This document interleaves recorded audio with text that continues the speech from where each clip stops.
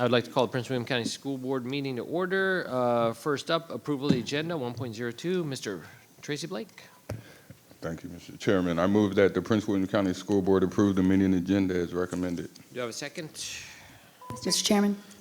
Ms. Zargarpur. yeah? Second. Any discussion? Please vote. But this all, are we going to do it electronically? Let's do it electronically. All right, all hands up in the air. All in favor? Aye. Aye. Okay, any opposition? No, that motion passes unanimously. Yep. I think Jesse and William. 6 yes, 2 not present vote. Williams, Jesse, motion Yep, passed. yep. Moving on to motion under closed session. Motion is order. Vice Chair Blake. Thank you. I move that pursuant to sections 2.2-3711 and 2.2-3712 of the Code of Virginia, the Prince William County School Board enter closed session for the following reasons.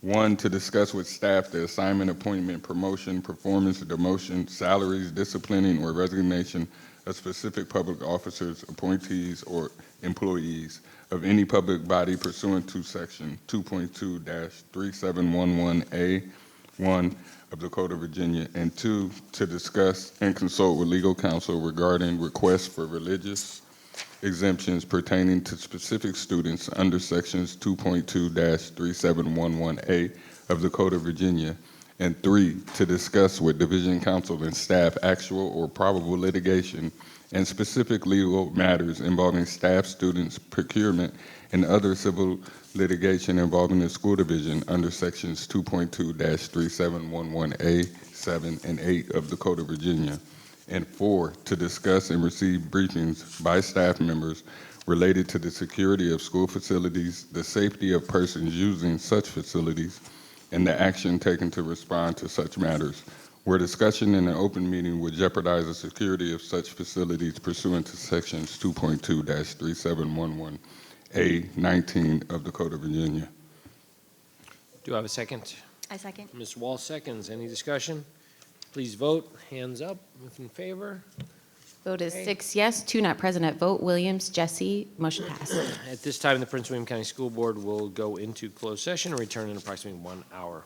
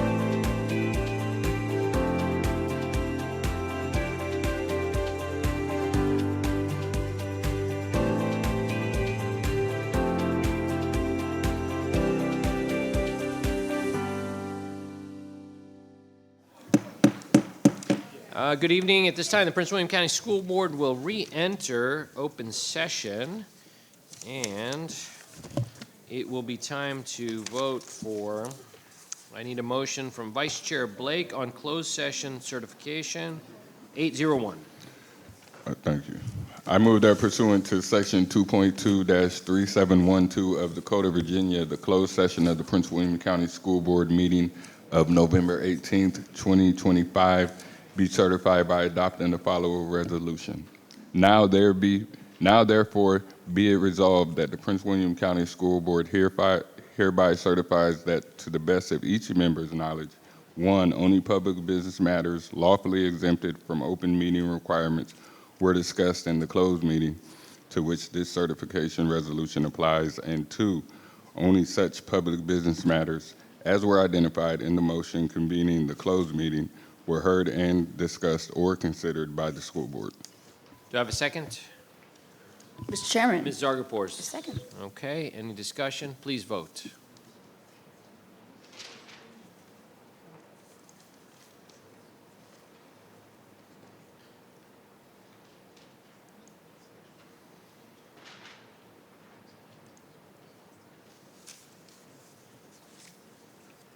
Vote is 7 yes, unanimous, motion passed. Moving on to closed session. Action items 9.01, approval of appointments and releases. A motion is in order. Vice Chair Blake. I move that the Prince William County School Board approve the appointment and releases of specific employees as presented in closed session. Do I have a second? Mr. Chairman. Ms. Zargarpur. I second. Any discussion? Please vote.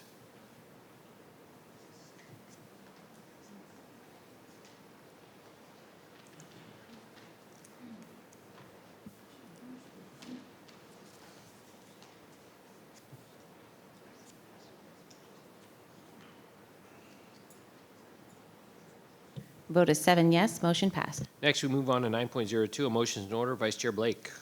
Thank you, Mr. Chairman. I move that the Prince William County School Board approves the request for religious exemptions from compulsory school attendance for case numbers RE 25-18 and RE 25-19. Do I have a second? Mr. Chairman. Ms. Zargarpur. Second. Any discussion? Please vote.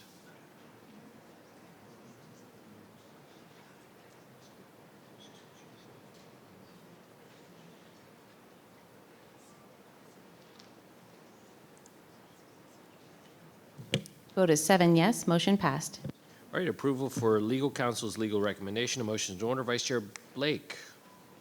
Thank you. I move that the Prince William County School Board authorize the actions recommended by legal counsel as discussed in closed session. Do I have a second?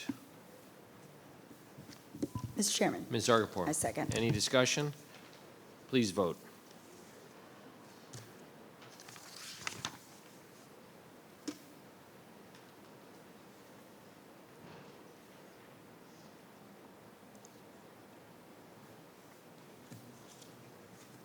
Vote is 7 yes, motion passed.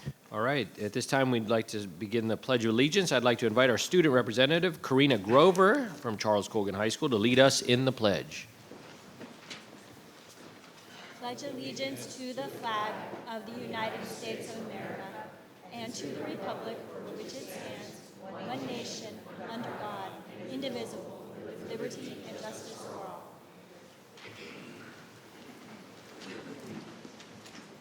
Thank you.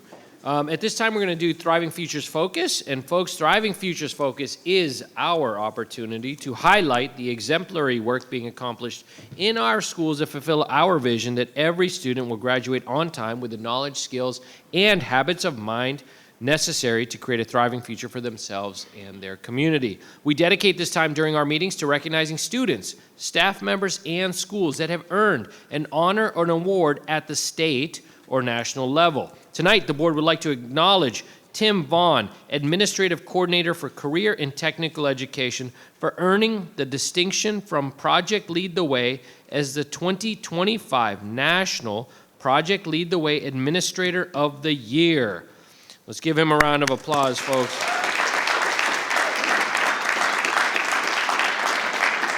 Project Lead the Way is a hands-on STEM program where students learn by doing. Students practice designing, building, coding, and solving real-world challenges. It strengthens problem-solving skills and prepares students for future college and career opportunities in STEM. Mr. Vaughn is in his third year as coordinator and has elevated CTE, Career Technical Education, at Prince William County Schools by setting high standards and cultivating robust industry partnerships. I would also like to mention that Dr. Sarah Martin, Director of Career and Technical Education, is also here tonight to support Mr. Vaughn. At this time, I'd like to invite Mr. Vaughn to share a few words about his accomplishment. Mr. Vaughn. Thank you. Short and sweet, just like me. I just want to thank, this award would be impossible without the support system I have, whether it's my family, major support, my wife Barbara is here tonight, and my two boys, my fantastic CTE support team that's here, Dr. McDade for steering the ship, crazy and all as it is, and the school board, I guess, for you, what you do. I mean, some of you know I have an alternative job that involved with the NCAA that is also thankless. Without people like you doing what you do, and when you're never going to please everybody all of the time, and I can appreciate that. So I appreciate your support. Project Lead the Way is a fantastic program for our students, and I'm super appreciative to be recognized tonight, and especially for our me on behalf of our teachers, because they're the ones who are really putting the work to make sure it happens for the students. Thank you very much.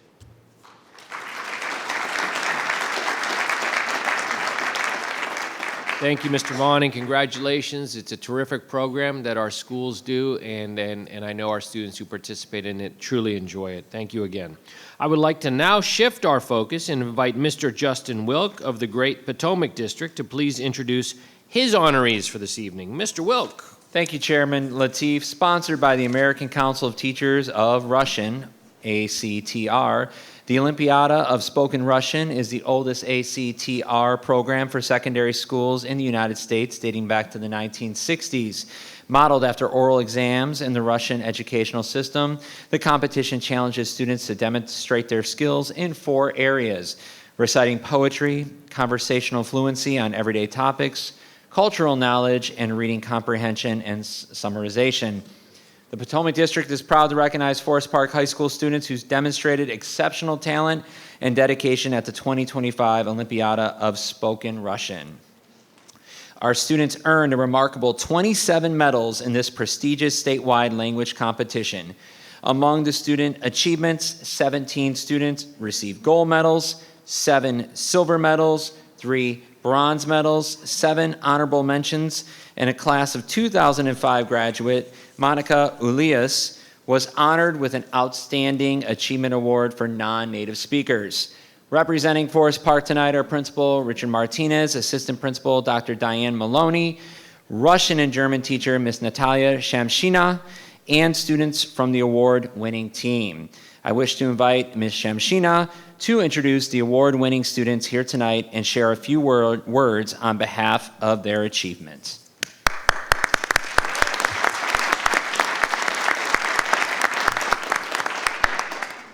Thank you, and good evening, esteemed school board members, supervisors, and dear parents. Exactly 23 years ago, I was standing in front of school board here, preparing a proposal for Russian curriculum program in Prince William County. I stand before you today with heart full of gratitude. The recent success of students of the state competition is not just a reflection of their hard work. It is a testament, support, and encouragement from all of you. To the school board, thank you for believing in the importance of language education. Your commitment to fostering cultural understanding and academic excellence had opened doors to our students to shine on a larger stage. To our supervisors, your guidance and trust have been invaluable. You have created an environment where teachers can innovate and students can thrive. The achievement would not be possible without the leadership and encouragement. To the parents, thank you for standing behind your children every step of the way. Your dedication, whatever late night practice session, word of encouragement, or simply believing in their potential had made it all different. I also would like to share a story truly reflect the spirit of teamwork behind success. On the day of competition, transportation was a real challenge. Our departure time was very early, and the buses were still bringing students to school. It seems probably impossible to get my students to the event, but thanks for PWCS always having our back, the transportation department stepped in and the bus drivers volunteered to help. With the support of the school coordinations, we left on time. This effort shows that when community comes together, nothing can stand in the way of student success. A special thank you I would like to give to Dr. Maloney, who visits competition site, encourage and support our students. Her presence makes a huge difference to us. And Mr. Geisinger, who rides the bus with us, ensures all health needs are covered and even listens to student practice, drawing his experience with Russian. Thank you for going above and beyond to make journey safe and inspiring. The victory is not only about medals and ranking, it's about confidence, it's growth, power, and collaboration. I'm deeply honored to be part of this journey, and I'm excited what lies ahead of us. Thank you for your trust, your support, your shared vision of excellence. Let's continue to inspire our students. Thank you.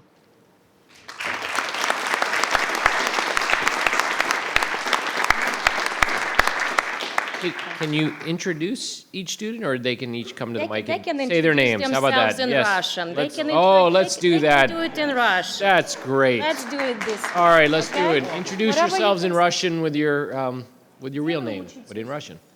Okay? Who's gonna start? Daria? Monica. My star.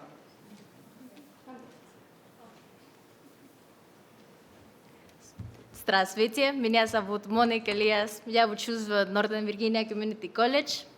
I was a recipient of the award, the Outstanding Award for Non-Native Speakers, and I have to thank that to my teacher, Natalia Shemshina.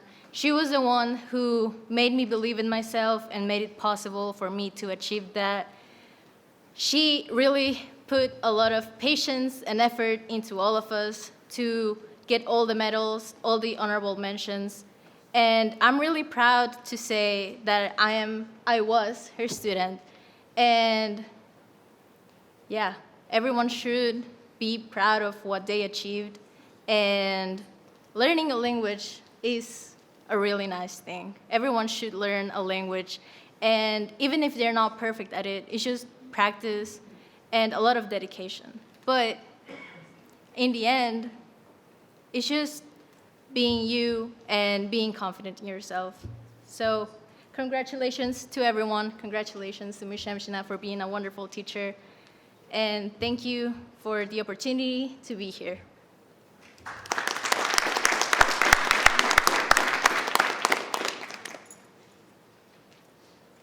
Здравствуйте, меня зовут Кейла Бример. Я учусь в Форест Парк школе, и я учусь русский язык. Good.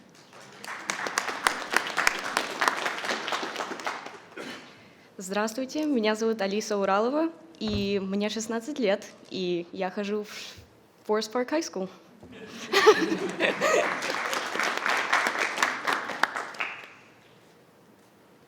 Здравствуйте, меня зовут Лайла Тамиш.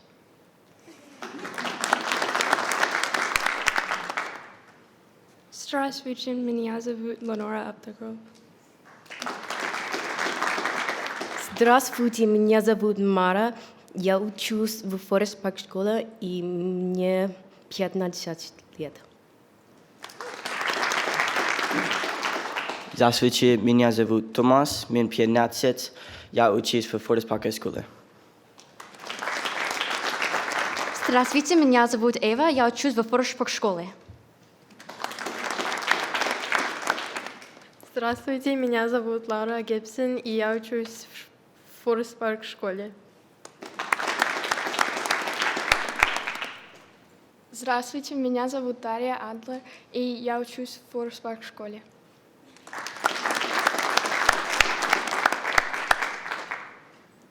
Dr. Latif, if Mr. I may, Martinez, I'm going to please. jump in here, not in Russian, though. Okay. I want to thank Dr. Maloney for the support she's given the program and all the work that Frau, who also teaches German. She has 8 preps, teaches German and Russian at the school. So you'll be winning the German award next year? Is that what we're going to be hearing? The But German she also has worked on the Russian camp. She's also worked on the Russian camp for the county. And I want to know that I am working quickly to try to meet a deadline to nominate her for the ACTR Russian Teacher of the Year for this area. So hopefully we are able to recognize her in the near future for her endeavors in this area. And she is recognized by many, many people in Northern Virginia for her work in Russian studies. So congratulations to the entire team. Fantastic.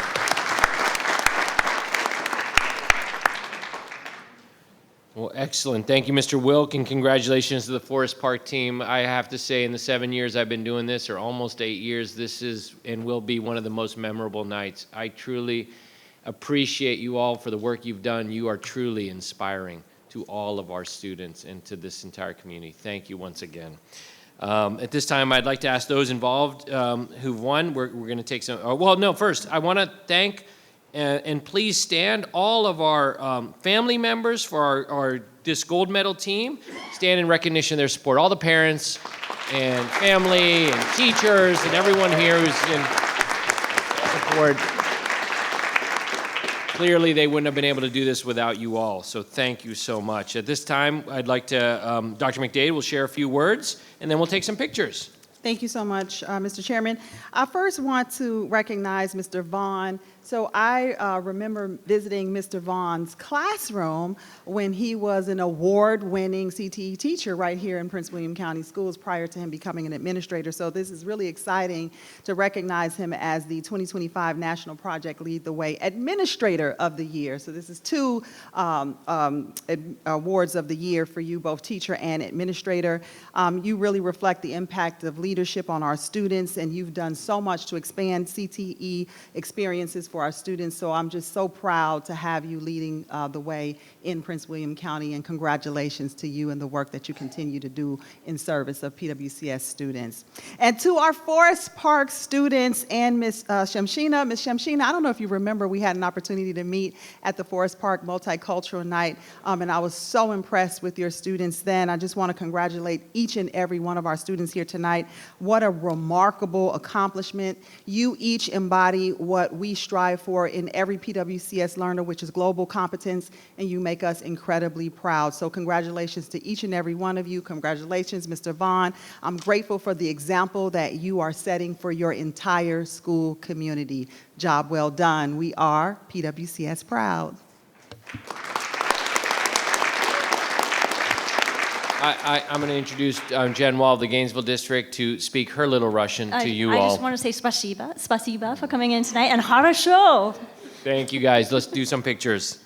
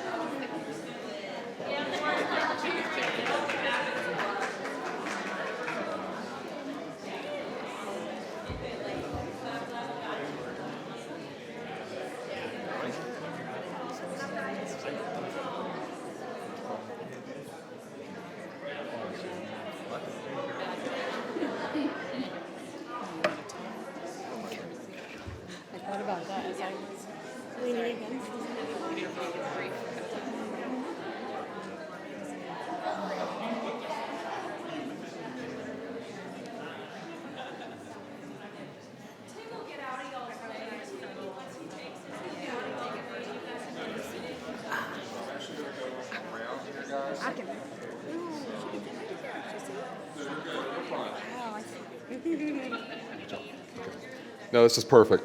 Okay. Everyone, big smiles.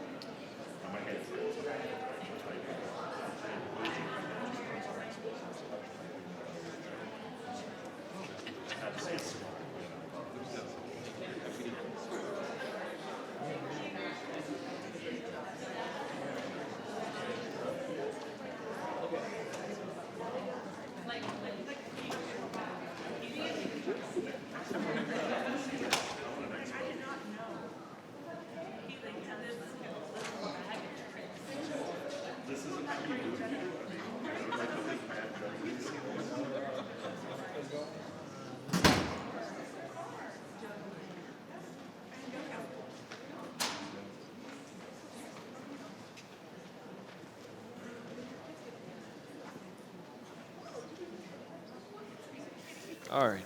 What are we up to next? Okay. All right, up next is 12.01, adoption of consent agenda. Mr. Vice Chair Tracy Blake. Thank you, Mr. Chairman. I move that the Prince William County School Board approve the public meeting consent agenda as recommended. Do I have a second? Mr. Chairman. Ms. Zargarpur. I second. Any discussion? Please vote.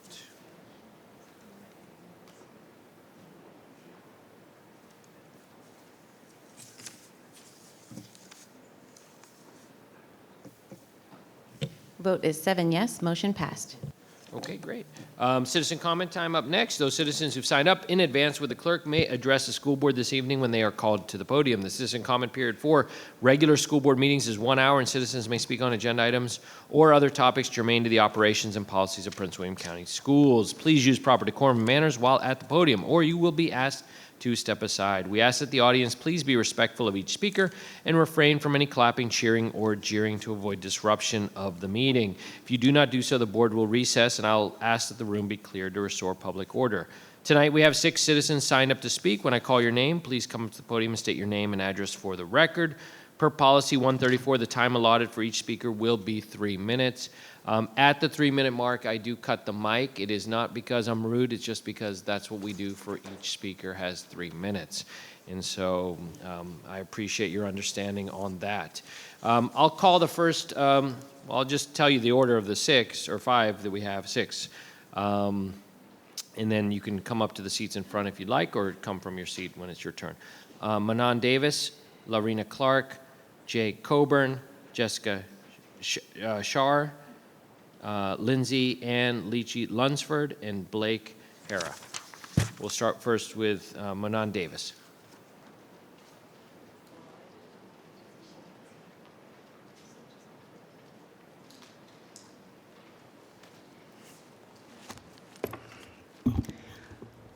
Good evening to Dr. McDade, Dr. Lateef, members of the school board. My name is Manon Davis, and my address is on file. I am here as the PWA VEA board representative to express our concern. Any attempt to extend the school day from 7 hours to 7.5 hours without prior meaningful consultation from the PWA bargaining unit representative is unacceptable. This would undermine the partnership we strive to maintain between PWCS and PWEA. While you may believe that the change benefits teachers, feedback from educators over the past week make it clear we do not want or need adjustment in time. Many of our certified staff adhere to the contract hours because they hold additional jobs or have family responsibilities. Imposing longer hours without important input disregards their voice and violates the spirit of our negotiated contract, which is based on a 7-hour day. If the rationale is that certified staff have already worked beyond their hours, that is by choice, not mandated. Forcing additional time without compensation is equivalent to requiring unpaid labor. If your goal is to support educators, address the real issue: excessive administrative meetings, redundant testing, and unrealistic instructional mandates that consume planning time. These burdens, not the length of the school days, are what drives us to work late. We want our voices heard. We want decisions made with us, not for us. Moving forward without stakeholders' input sends a clear message. Our opinion does not matter, and that is not a partnership we are looking forward to. In addition, what's going to happen to our sick time? I urge the board to pause on any actions of extending the school day until we have fully consulted and provided feedback. Engage with us before making a decision that impacts our work and our lives. Collaboration must come first. Thank you. Thank you. Next, Larina Clark.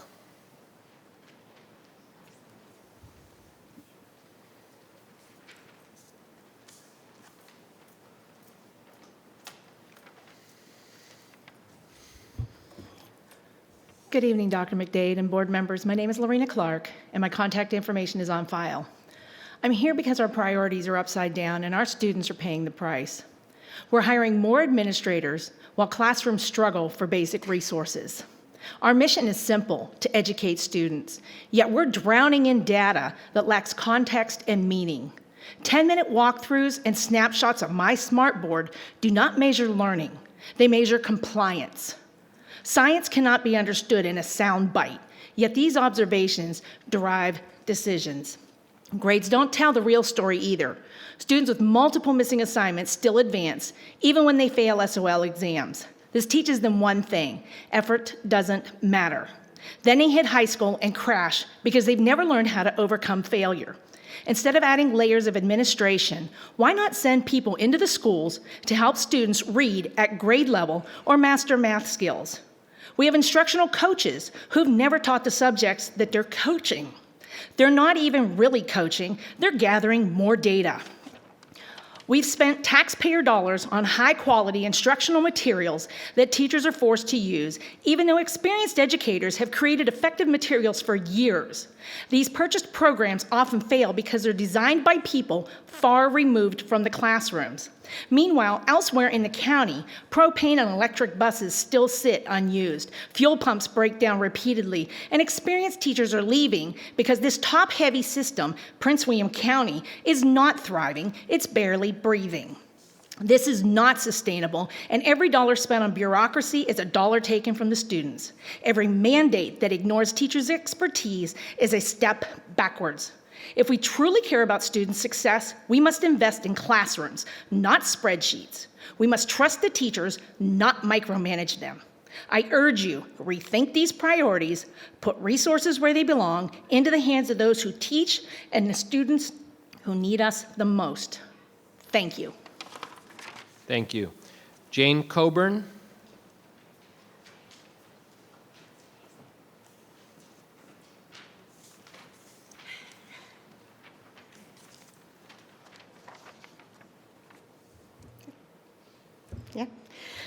Good evening, Superintendent McDade and doctors and members of the school board.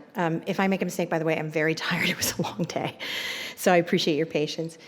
Years ago, I stood here to discuss the extension of contract hours after it had happened. The contract hours were extended without any consultation of the staff, and staff felt incredibly disrespected and angry. Teacher morale dropped significantly. The division lost a lot of excellent teachers at that time. Then this board, many of you were on it, rescinded that, and morale raised as we felt heard. Every week I donate time to this school division. You're welcome, by the way. Not because I want to, but because honestly the responsibilities of this job far exceed the time that we're given to perform them. The success of this school division, it's built on our unpaid labor. It's expected. Now what you want to do is you want to discuss institutionalizing that donation. So let's kind of think about this. I donate to a food pantry, and then I'm told I now am obligated to donate to that food pantry every single day because I chose to do it in the first place. There's a big distinction there. I did email all of you on the board. I'm grateful for those who responded. I appreciate that. If you didn't respond, I'm still hopeful that you did read the email. We do have options. We have multiple options of what we can do if we really want to help teachers get their work done within the workday.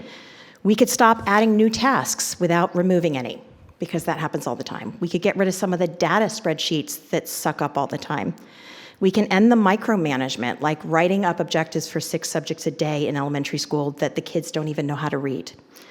We can reserve non-student days for actual work instead of PD that honestly is usually irrelevant for a lot of us because it's not designed for our experience level.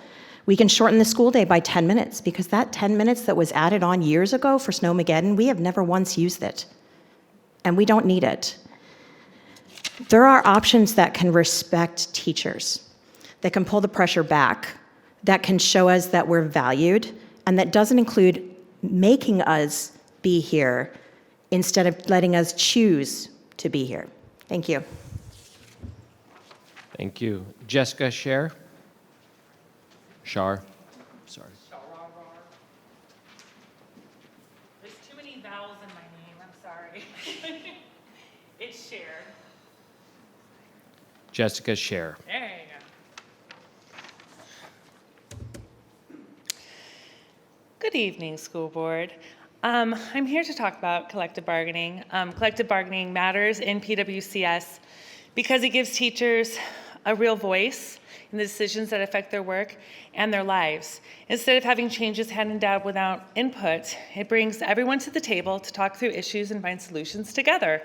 When people who work directly with students help shape policy, schools run better, morale is stronger, and we're able to keep good educators instead of losing them to burnout or neighboring districts. The current collective bargaining resolution does not address the length of teachers' contract stay. That means decisions about how long teachers need to be in the building can be made without formal input from those most affected. I'm asking the board to please gather genuine feedback from teachers before making any changes to their contracted workday. Teachers are not just educators. They're parents, they're caregivers, they're community members. They have responsibilities beyond the school bell. Child care arrangements, caring for aging parents, second jobs, after-school duties. They have kids that have sports they need to go to.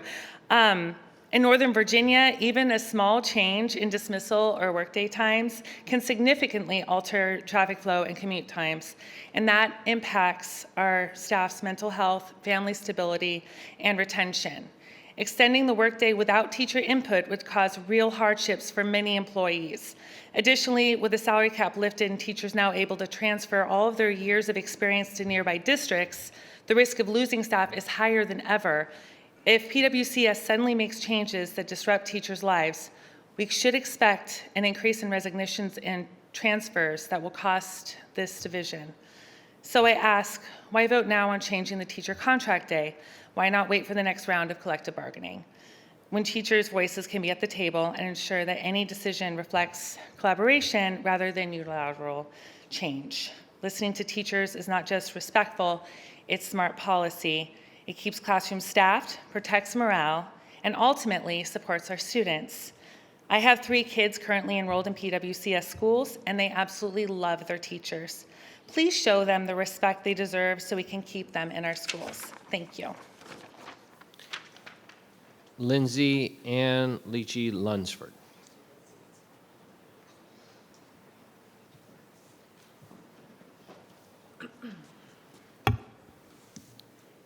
Good evening, members of the board. Thank you for the opportunity to speak. I'm here to express my opposition to extending the teacher workday from 7 hours to 7.5 hours without any corresponding adjustments to compensation, sick leave, or contractual protections.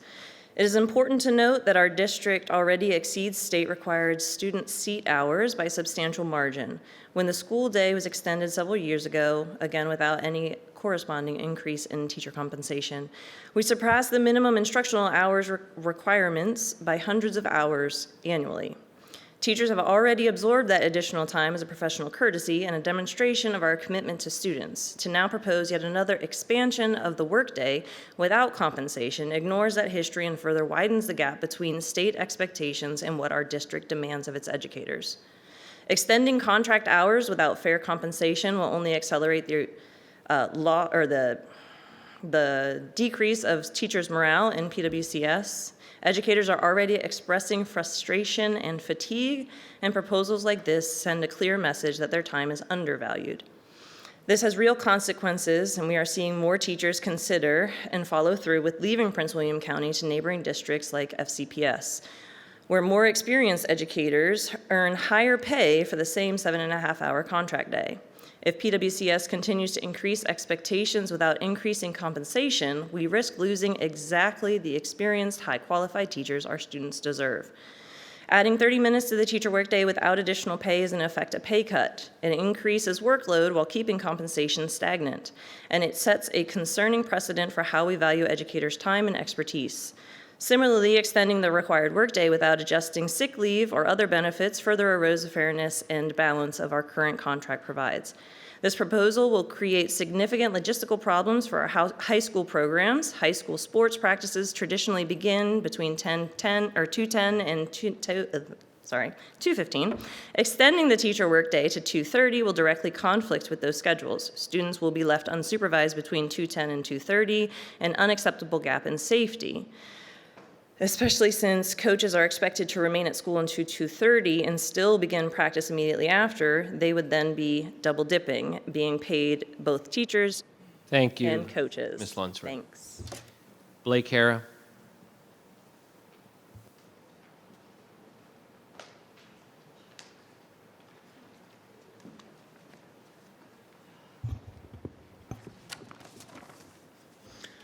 Good evening, board members, chair, Dr. Mayday. My name is Blake Hara, and my address is on file. I'm here to speak on behalf of all the parents of Prince William County. When is the board going to put students and parents ahead of their political opinions? Last night I attended the Woodbridge and Potomac Shores No. 2 redistricting. Right now I can guarantee you are too late. The same critical mistakes are going to be made just as they were in 2017. The redistricting team is relying on poor acquired information. The lines they drove for the two most overcrowded schools, Patty Mills and Covington Harbor, are the worst drawn lines. What's ridiculous is you guys are going to vote on this in January. That's less than a month. Since 2018, this board has reduced the timeline for zoning down to 2 to 3 months and clearly gotten it wrong, as Covington Harbor is a clear example. The necessary time to zone for one school is approximately 12 to 18 months, and you guys have 13 schools that will be affected. Fairfax, Stafford, and Alexandria managed to take the necessary time. Why can't you? Ms. Williams, following the September 3rd meeting, you asked me what we should do to address zoning concerns. I have the 3 recommendations on how you should approach this matter. First, don't base your zoning decisions on Title I eligibility to secure additional federal funding. Instead, base it on proper geographical populations. Second, take the necessary time to do an accurate zoning. Third, show up to the town hall. This board is less than 12 months from Woodbridge Elementary opening, yet the process just began. In 18 months, students are expected to enter Potomac Shores No. 2, and formal discussions haven't even begun. You will have 2 schools just 1.9 miles apart from each other in the same community. A proper zoning study typically costs between $185,000 and $250,000. When do you plan on starting this conversation? Dr. Madade, last year you made $387,994. With a 6% annual raise, I'm willing to bet you make more than $400,000 a year, more than the President of the United States. Given your failures, I ask, should the public petition to have the cost of your zoning study deducted from your salary to get our point across? Even with $200,000 removed from your compensation, that's still pretty comfortable living in Prince William County. The ongoing scapegoating of one administration by another is no longer a valid excuse and must end immediately. I urge you not to conduct your vote in January, delay it, and take the necessary time to zone. I'm willing to meet with any one of you at any time. Thank you. All right, that concludes citizen comment time. Up next is 1401, our annual school calendar presentation. Dr. McDade. Thank you, Mr. Chairman. At this time, I would like to invite our Associate Superintendent for Teaching and Learning, Dr. Stephanie Sullivan, and she will present an update on the school calendar. Thank you, Dr. Lateef, Dr. McDade, members of the board. I'm waiting for the magician to come out the back room. Thank you. I got it. There you go. There's nothing I can do. There we go. I think I'm good now. And so once again, thank you for having me here today. I am pleased to share with you the results of the work that is being done to provide the board with a proposal for next year's school calendar. Before I get started, I do want to recognize one of my directors, Dr. Tiffany Hardy. She is a passionate leader who really values stakeholder engagement and has done much of this work. So I do want to make sure she's acknowledged for that. And so as an annual reminder, we look at several policies, regulations, and codes to govern how we make recommendations for the school calendar. The calendar committee very specifically is aware that they cannot deviate from those standards set by the board and, of course, the Commonwealth as well. And here you'll see references to the main ones that impact our recommendations. And so I've summarized a couple of the key issues for the board and our community, of course, on the things that we look at when we recommend a calendar. As you all are aware, we do 180 student days. That is in regulation and alignment with Virginia Code. We try to schedule those days to be approximately 45 days in each quarter. Sometimes, based on when the holidays fall, they deviate a little bit. Important to note that Virginia Code does say that school can start no earlier than 14 days prior to Labor Day. So, of course, we honor that code as well. In establishing the calendar, it's really important to identify how we schedule teacher work days. So our students come to school for 180 days. Our teachers, our certified staff, in general, are 195 days employees. There are some exceptions to that, but the vast majority of our workforce does 195 days.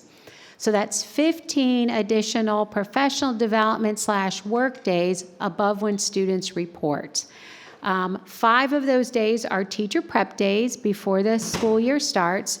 Teachers have huge responsibilities and to prepare for the school year, and so we generally bring teachers back a week before students report. There are 4 of those teacher work days designated for work days for the end of each grading period. And of course, this is really important for our teachers in wrapping up school grades, communicating with families as appropriate. So at the end of each quarter, there is a full teacher work day. There's 1 PD day that's a designated school year division-wide PD day, and that annually falls on Columbus Day / Indigenous People Day. And then there are 2 days that are split between professional learning and parent conferences, and those are in November and January. We also provide our teachers with the opportunity to do 2 of those work days as flex days. So 2 of those days, our teachers have the ability to potentially attend a conference in the summer, come in and set up their classroom, basically independently choose how they're going to spend that time so it doesn't come off the school calendar. This year, we added some additional flexibility to the options that our teachers have in fulfilling that requirement. And so you'll see bolded there 1 teacher workday to be placed within the calendar. So after all the regulations and policies, there's an extra teacher workday that's not part of those requisite areas. And so also want to note for the board that we do have policy that governs our holidays, and those holidays also come off the calendar. And so we make sure that our employee groups and our student groups are off on those days when they fall on school days, and then sometimes it also impacts a Monday or Friday on a weekend. So that, of course, expands the total length of the school year. Our stakeholders have been really consistent in their feedback over the last 2 years. Winter break being at 2 weeks is really risen to the level of high priority for both our workforce and our families. There's discussion on that. Remember that 1 extra teacher workday I just mentioned? Some advocacy for that in August, others for a different date, which I'll share in a beginning. The 3 days for Thanksgiving break that now have become customary, the Wednesday, Thursday, and Friday, because again, our holidays call for Thursday and Friday. We allocate an additional day off for our students and teachers of that Wednesday, again, spreads the calendar. Avoid having the last day for students on a Monday. That's pretty common sense, but it was called out to us that we wanted to make sure we honored that. We have to pay close attention in our division for that June election day. So we do work with the Board of Elections to make sure that if there's any issues with June election dates, and a full day for spring break is also a priority for our school community. And so we also provided for the board this year some comparisons across some local divisions, because of course we know that in an area like Northern Virginia, it's not uncommon for people to work in one division, live in another. So we do review those schedules. You'll see the number of student days is fairly consistent across Northern Virginia, with the exception of Stafford. The teacher work days, again, you'll see the difference there, the workday length, and basically the calendar on when students report. We also go into all of the different holidays. You may have noticed with your early review that our calendar is very closely aligned to Fairfax, and that is because, of course, many of our employees also live in Fairfax or back and forth, have work for us and have children in Fairfax. So we do look closely at their schedule as well as Loudoun in particular. And then here you'll see the other holiday comparisons, really similar across all of the divisions. And again, that's intentional. We want to make sure that we're not putting our families in a difficult situation. And then here you can see an overview of the 4 options presented to the board for consideration. I will talk in detail about each of those options, but this is a nice quick graphic overview for you to see when the days would start and when they would end. And so let's look at calendar option A. And I know it's a little hard for our viewers in the audience on the screen, so I will do my best to narrate.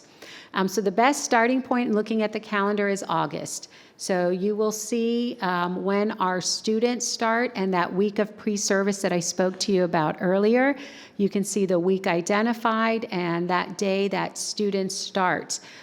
It looks and feels a little late this year, and it is. Labor Day is late on the calendar this school year, which is actually extending the summer a little bit, and nobody has complained about that. And so you will see a slightly later start to the school year. It's really important as you go through the calendar. These are the things that I'm going to point out for you to emphasize. Let's go to December. In this version of the calendar, there is the 2 full weeks of no school for teachers and for students. So essentially 10 days off during that time period. When you go into March, you can also see that blue box in March. That's that extra teacher workday that I mentioned to you earlier. In Plan A, that extra teacher workday is the Monday after spring break, which coincides with the Monday after Easter. That was in our calendar this year, was very popular and very well liked. That's that one extra day where we have flexibility. And then if you go to the end of the school year, you can see where the school year ends in June. We do have a holiday for Juneteenth on that Friday, and so it is a bit of an awkward shift with school ending for students on Thursday, holiday for all on that Friday, and then Monday is technically the last day that teachers will report. I will say that on this year's calendar, we denoted that as an optional workday for teachers who did not complete their wrap-up responsibilities the week before. And I would encourage that same level of attention. And then when you go to calendar B, this is where you can start to see some slight differences. In that first week in pre-service, we have the full week, but then you'll also see that that Monday is blued. That's that extra 1 teacher workday, because there was an ask for consideration of a teacher workday at the beginning of the year that is an unobligated day, meaning teachers have a full unscheduled day to prepare. What that means is school starts on a Tuesday. And so that's something that the committee wanted to present. The rest of the calendar you'll see is mostly in sync with calendar A. You'll see the 2 weeks in December for winter break. You will not see that Monday in March because in this version, it's presented in option A. In this version, it is in the first week of pre-service. I realize how confusing that just sounded. And you'll see June ends the same way with that Thursday for students and that Monday, what I would recommend is an optional teacher workday. Calendar C. The beginning of the school year goes back to option A, where we have the 5 days of pre-service. What you're going to notice right away in December is there are 8 recommended days for winter break and not 10, which does shorten the option to have 2 weeks at winter break. You will see the March option for that Monday off, and then you will see the much earlier dismissal in June. That's due to those 2 days being taken from winter break. We wanted to present this option because that earlier release in June was also an ask that people wanted us to look at. And then finally, option D, you've probably figured out the rhythm now. This is where that extra day goes into pre-service again, short 8-day winter break, the Monday after Easter as a teacher work day, and again, that earlier release in June. And so some other aspects we wanted to make sure the board recognized is this is a listing of all the holidays and work days that go into the calendar that basically block the calendar, if you will, and are set in place before any other options are considered. There are times where a holiday is not on a school day and wouldn't impact the school calendar. So for example, you can see for 26-27, Rosh Hashanah is not a school day, would not impact the school calendar. On other years it might. So we wanted to provide all that information clearly for the board. Now, what were the survey results? This is, of course, of paramount importance. You can see here that we did have over 12,000 respondents to the survey. That is a large response group. We really appreciate our staff, our parents, and our students who responded to the survey. We got a lot of comments in addition to the choices that they made. So we really do recognize the effort that our school community put in providing powerful feedback. So how did they vote? I realize now looking at this large screen, it's pretty hard to see the colors, so I'll narrate. Choice A was the #1 choice for the respondents as a whole.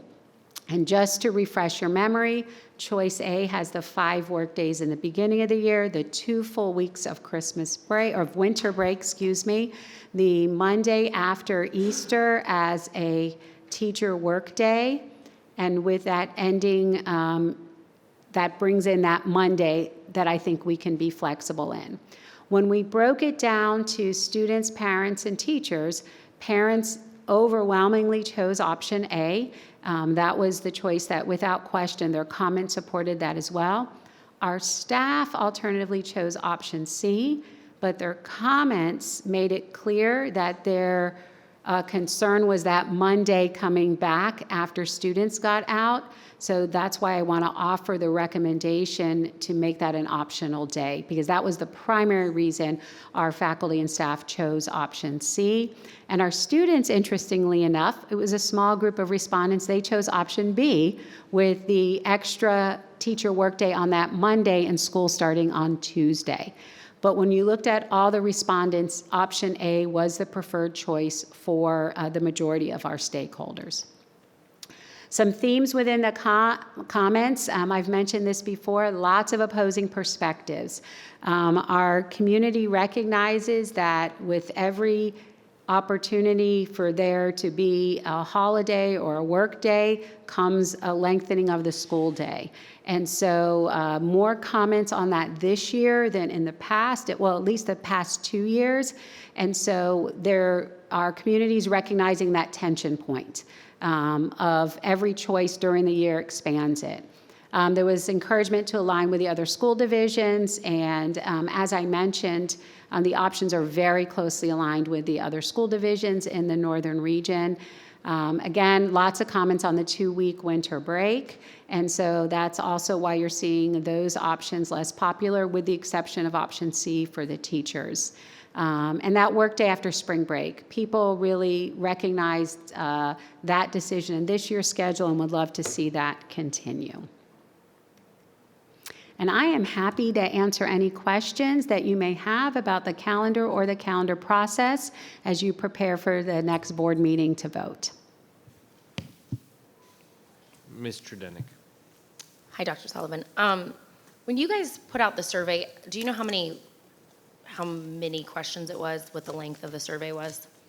I'm sorry, I can't say off the top of my head, but it was not a long survey. Okay. It was a very short survey with the options and the explanations and a couple of the information that was on the slides. Okay. I apologize, I don't know the exact number. I'm just curious because, option A, did they choose that because it was the first one and that's the only one they really looked at, or? That's a great question. Based on the comments, I would suggest that they did look at them closely. We had thousands and thousands of comments, and the comments were pretty specific.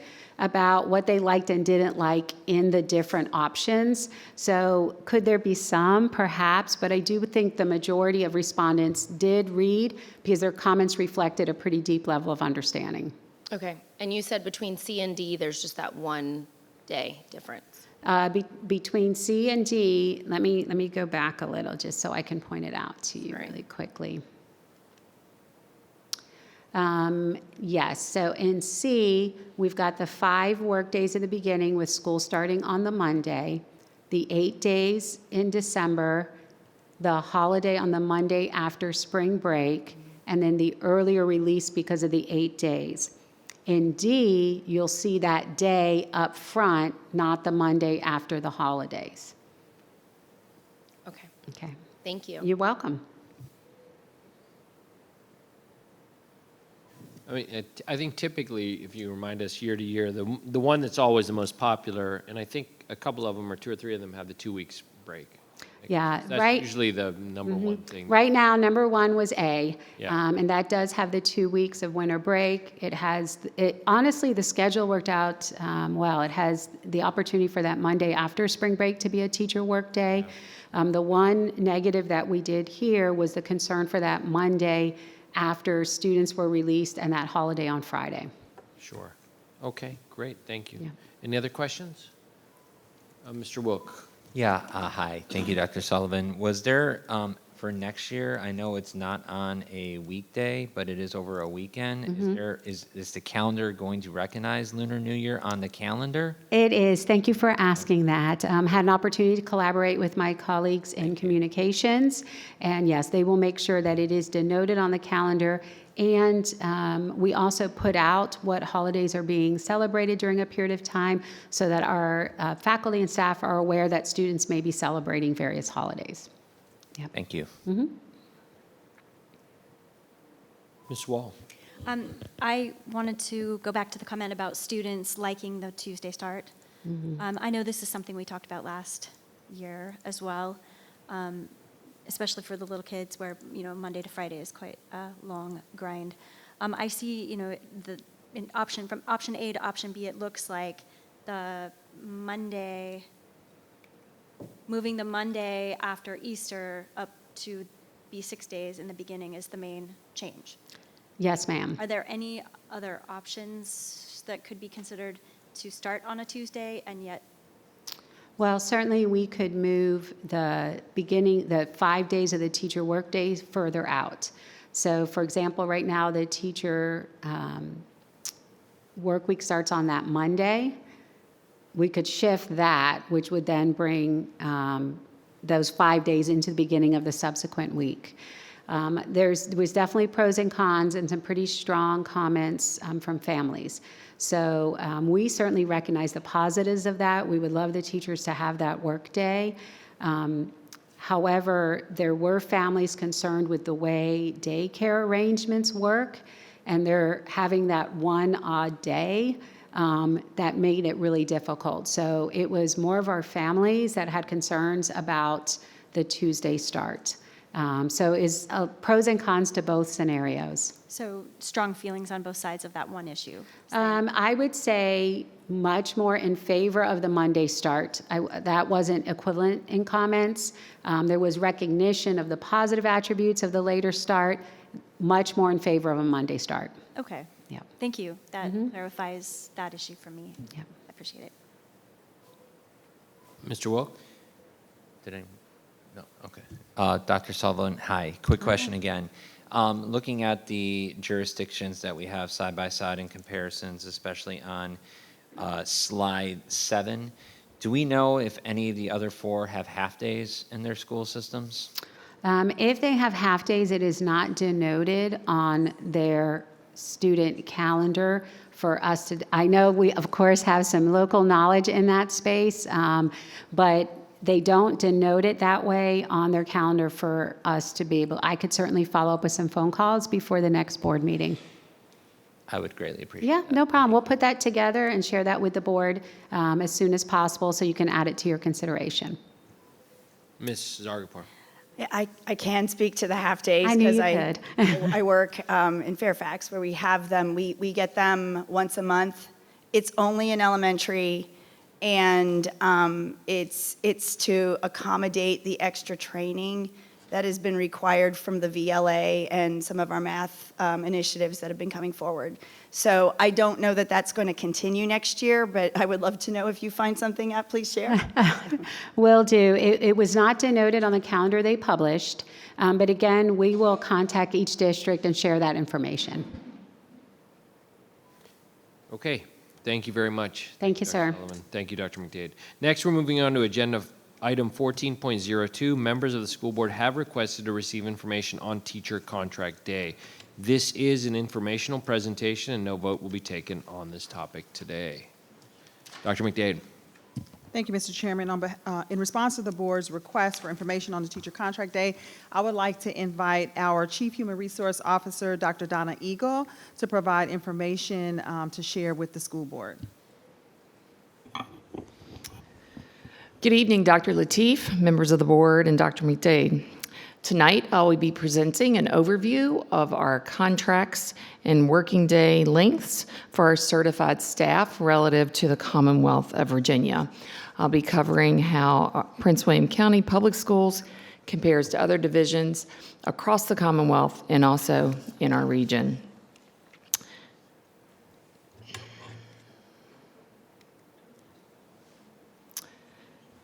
This presentation summarizes teacher contracts and workday lengths across the state of Virginia. And our data came from surveys, it came from division websites, board docs, and policy reviews throughout the state. I also want to remind the board that the Virginia Administrative Code, specifically 8 VAC 20-441-30, defines the length of a teacher contract. It states, the local school board shall define the length of the contract period for each employee. A standard 10-month contract for a teacher shall include 200 days, including, number one, 180 teaching days or 990 instructional hours, and up to 20 days for activities such as teaching, participating in professional development, planning, evaluating, completing records and reports, participating on committees or in conferences, or other such activities that may be assigned or approved by the local school board. So to give it all some historical context, let's look at the history of the workday lengths in PWCS. I was not employed by the division during this time period and thus have relied on news articles and historical records, school board records, in providing this look back.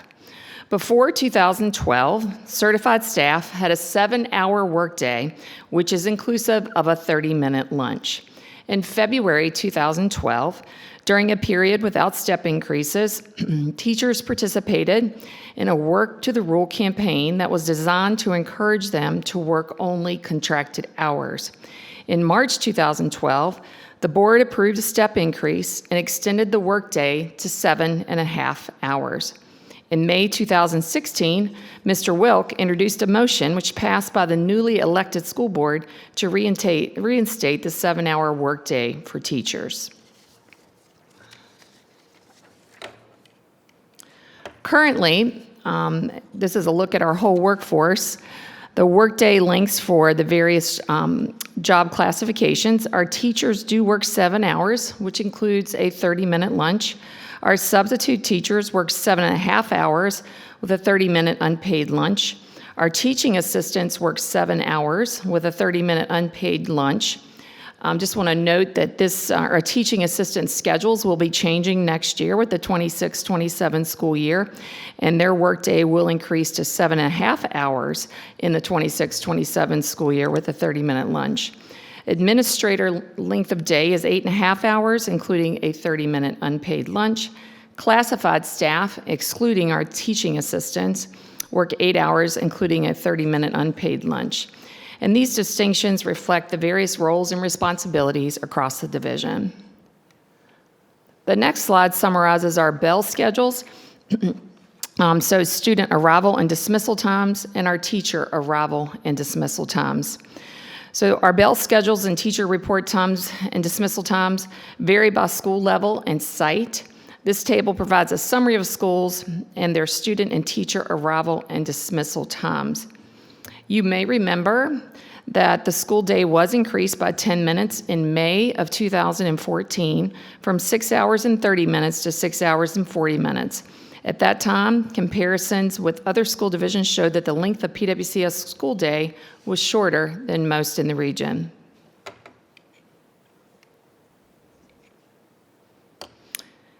So our staff, our human resource staff, conducted, as I said, a survey with all 131 school divisions regarding workday length.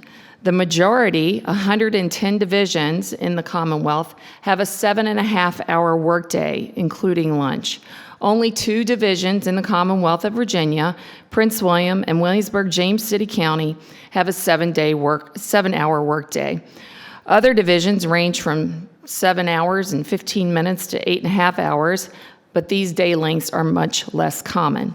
This highlights that PWCS is unique with our 7-day workday for teachers. So this slide is a summary of Region 4, which are the 19 school divisions in Region 4. Most divisions, 14 of 19, including Loudoun and Fairfax, have a 7.5-hour workday. A few divisions, 4, including Manassas Park and Manassas, have 8-hour days. This regional comparison also emphasizes our uniqueness in the region. Next, we'll take a look at our contract length, how many days are actually in our base teacher contract. Regarding contract length, we got responses from 117 divisions. The majority, 89 divisions, have a 200-day contract. PWCS is among 6 divisions with a 195-day contract. Other divisions range from 190 to 209 days, but these are less common. And this next slide shows the comparison of contract length in days to the 19 school divisions in Region 4. In Region 4, most divisions, 13 of the 19, have a 200-day contract. Prince William, Fairfax, and Alexandria have a 195-day contract, and Loudoun has a 197-day contract.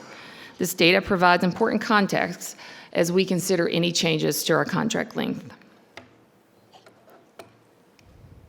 So in summary, PWCS is unique in both our workday and contract length compared to most divisions in Virginia and our region. Thank you, and I'm happy to answer any questions.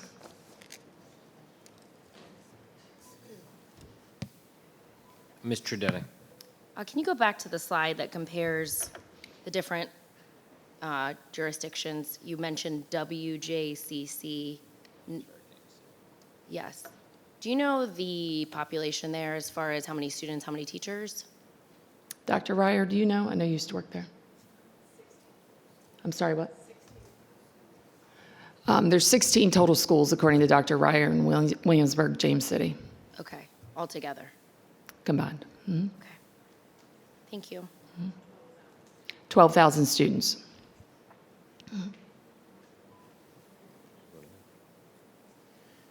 Real quick, going back historically, I think it's just important to note, I know, what slide was I? Slide 3, in 2016, when they did introduce the motion to reinstate the 7-hour workday, my understanding, the motion was just for the 1 year, but then regulation was changed the next year. Is that what happened?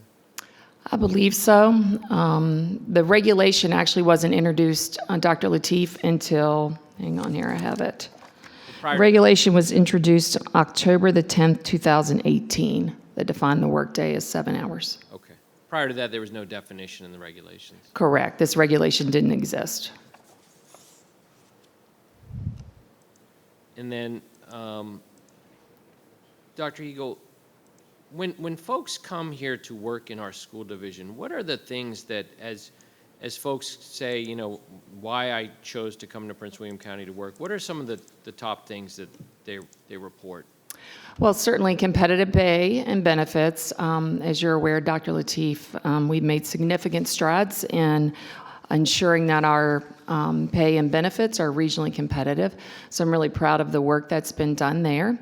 They also cite new teacher support, at their schools and, in the interview process, what they feel, how they're going to be supported when they join PWCS.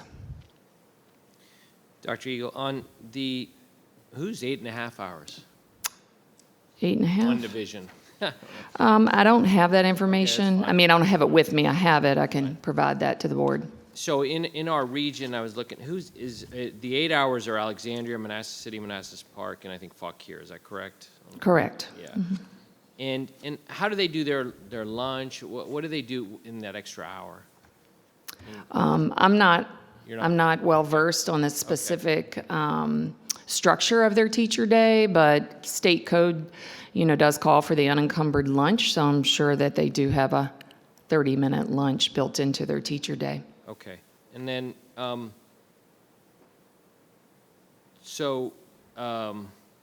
just looking here at the Manassas Park, Manassas City. So Manassas Park and Manassas City have an 8-hour workday, and they have a 200 contract day. Yes. Is that based on the hours, or how do they do that? Am I seeing something? I don't. Well, I mean, their work day is 8 hours in length, Okay. inclusive of their lunch. And they have 200 days. And they have 200 days in their contract. I see. Okay. Ms. Wall? First, I have a question. Thank you for the presentation. I know that was the kind of presentation that required a lot of work gathering the data of all of the other divisions. I know we know a lot about our division, but we don't always know a lot about everybody else's division, so thank you.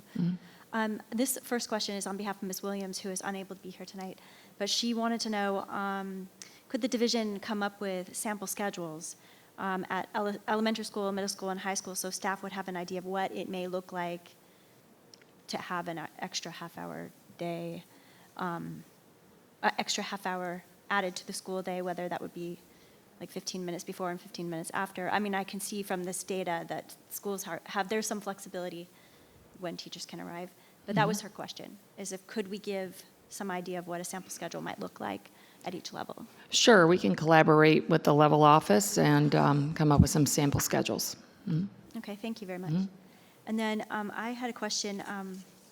I know historically, back in 2012, I was parent of Prince William County students, and I do remember that hearing in the news about no step increases for the third consecutive year. It was a tough time coming out of the 2008, 2009 recession for school funding.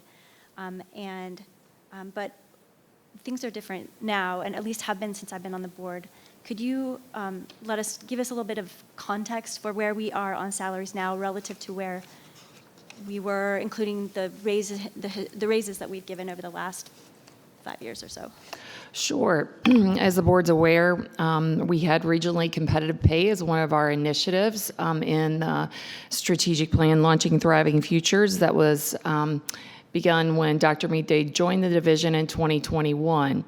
And since that time, our teachers over 5 budget cycles, so not including the 6.5% increase that'll be granted for the 26-27 school year, or this plan for that, not including that, our teacher increases have varied depending on where teachers were on the pay scale, because we decompress the pay scale.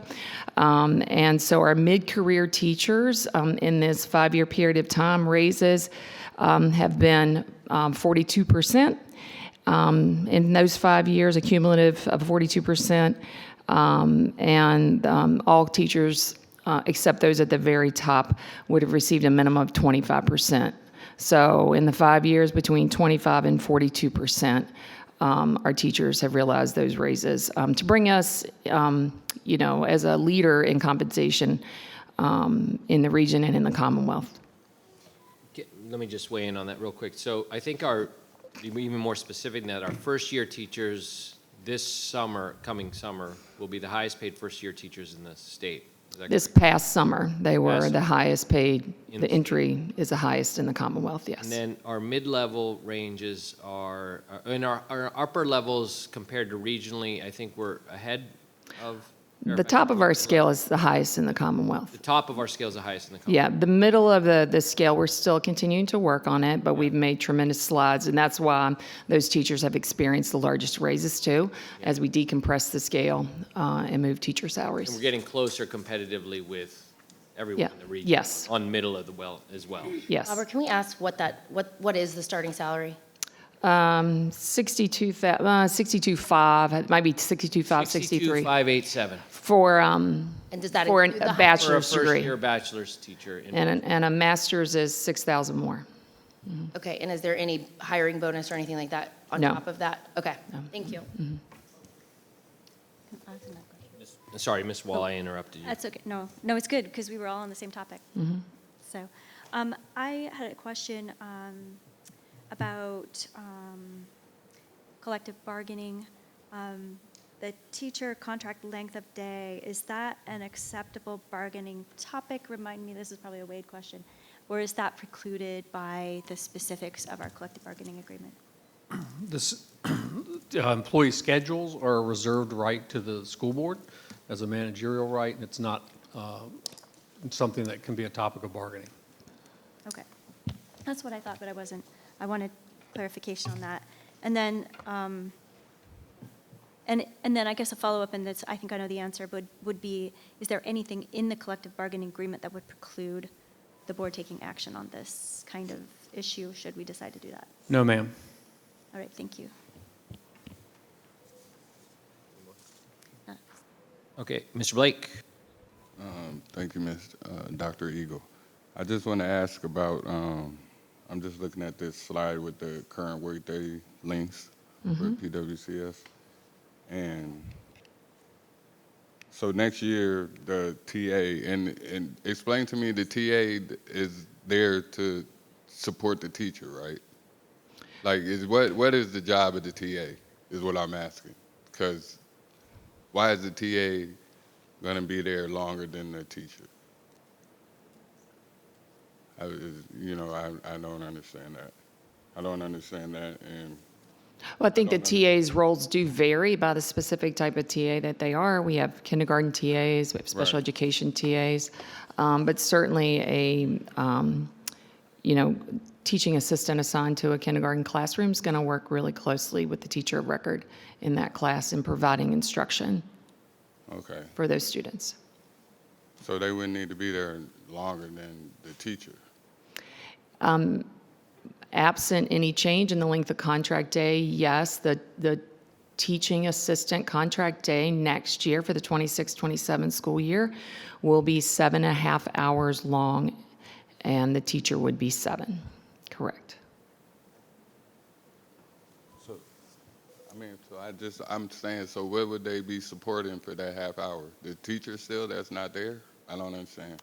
They'd be working, student arrival, dismissal. There's often custodial care of our students that's occurring that teaching assistants could assist with.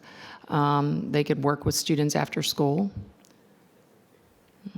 meet with parents. I mean, there are things that they can do. Okay. Thank you. Can I ask on top of that? Yeah, Mr. Denick. Did we vote to do that, or that's just decided by you all? How did that come to be? It was based on administrative feedback to lengthen the day as a budget initiative. Or just specifically for TAs? For teaching assistants, yes. Okay. And they could possibly be the ones that stayed later if the buses are later, those kind of things? Okay. Okay. Okay, and how do the administrators feel about the add-on? Will it help them? Have we polled them? Do we not want to speak for them? Well, certainly, I've worked in 2 prior school divisions, and when I came here, I was actually surprised that our teaching day was 7 hours. So at that time, we had collected this data a few years back to take a look because of administrative feedback at that time around, especially at the beginning of the school year, bus schedules and so forth. It's a little more challenging at the beginning of the year. And so I had asked my staff a couple of years ago to start working on gathering this data. We've since updated it, but we did begin based on administrative feedback a couple of years ago that the teacher workday is challenging in many instances in terms of ensuring that there are, that we're caring for our students. Okay. Mm-hmm. Do we feel like this would decrease the teachers arriving at the same time as the students? As a parent, I noticed that sometimes that my teachers are walking in alongside my kiddos. Would this give them more time on the front end, or we don't really have a plan for where we're putting the time frame? Well, certainly in developing a schedule at the request of Ms. Williams, we would engage with our administrators, but that would be the idea, that we would extend the day on both the front and the end, I would presume, and teachers would arrive well before our students and stay after students are dismissed. Okay, and then I'm just going to ask one more, a little bit tough question, but a lot of what we do here and up here, we send out surveys, we ask a lot of questions, we make sure that people are engaged. Did we send anything to the teachers and ask for their input or opinion on this at all? Let me answer that, Erica. The administration is just presenting information about the contract. We haven't sent out any questions or anything on this. That's why I was asking, Yeah, just to know, did we put anything out? Did we ask anything? Okay, thank you. Mr. Jess. Yeah, that's one of my questions there, and my recommendation to the board or to this division is that we do survey the teachers. We have, about 10,000 or plus teachers? About 8,000. 8,000. And I think we got a number of emails, but it's still a small percent. And the speakers today still is a very small percent. So I don't think we have a total feel for everything. Now, I do agree with some of the things that they are concerned with, but I think a survey would be useful that we do.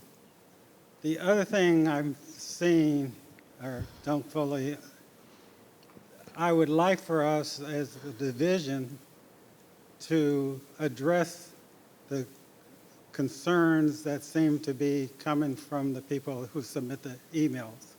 And I think in some respect we haven't totally addressed that. But also to the people sending emails, I think, well, before I go there, tell me about the beginning of the day. Kids get there at different hours and different time frames. When can they go into the building? And is that the 7 hours, the time? Or what happens if they go into the building or they're outside, and who lets them in? What happens to the kids if there's no teacher? So I want to just interject right here because Dr. Eagle's not prepared to answer what happens at every single campus because the school administration is responsible for receiving students on a daily basis. Board members asked for us to present information, and so Dr. Eagle is only prepared to present the information that was requested. So Okay. we don't have the kinds of information that you're asking for that is specific to each individual school. We're just simply not prepared to do that tonight, so we would have to collect additional data. If the board would like to share with us additional questions that you have, that then we can go back and work with our administrators to answer those questions so that we're accurate in what we're saying, we're happy to do that. But the request for tonight was for us to just put together data around the actual workday and contract hours in a comparison to the region, which is what we actually prepared for tonight. So we did this, Dr. Eagle's only here for informational purposes only, and that was in direct response to the request of the board. Okay, and I understand that, and I guess from a general standpoint, I would like to have an answer later at some point, perhaps, if the rest of the board would also like it. Because, I remember when I was a kid, we went in, or we would stand outside until they let the doors open. But what I'm understanding now is that the students and sometimes the teachers are coming at the exact same time. So that's, to me, it seems like to be an issue that we need to address. One of the emails that was sent out, again, this is not something that I know you can answer today, but I think we need to address, was that the nurses felt that they were being different than the teachers. They do not have a half-hour lunch period, and that was a concern. So I think, again, something that was brought out in the emails. For our teachers, you know, to me, the other concern I have is that I hear and understand the complaint that you work all these hours and you're already working some of these hours. But in reality, not all teachers do that. So there are a number of teachers who are only coming right at the start of the day and leave right at the end of the day. So, you know, in a way, if that's the case and there's a significant amount of those people, perhaps we need to balance out. And what do we do with the people who only shows up right at the start and leave right at the end? And you are filling in for some of those people because you do the overtime.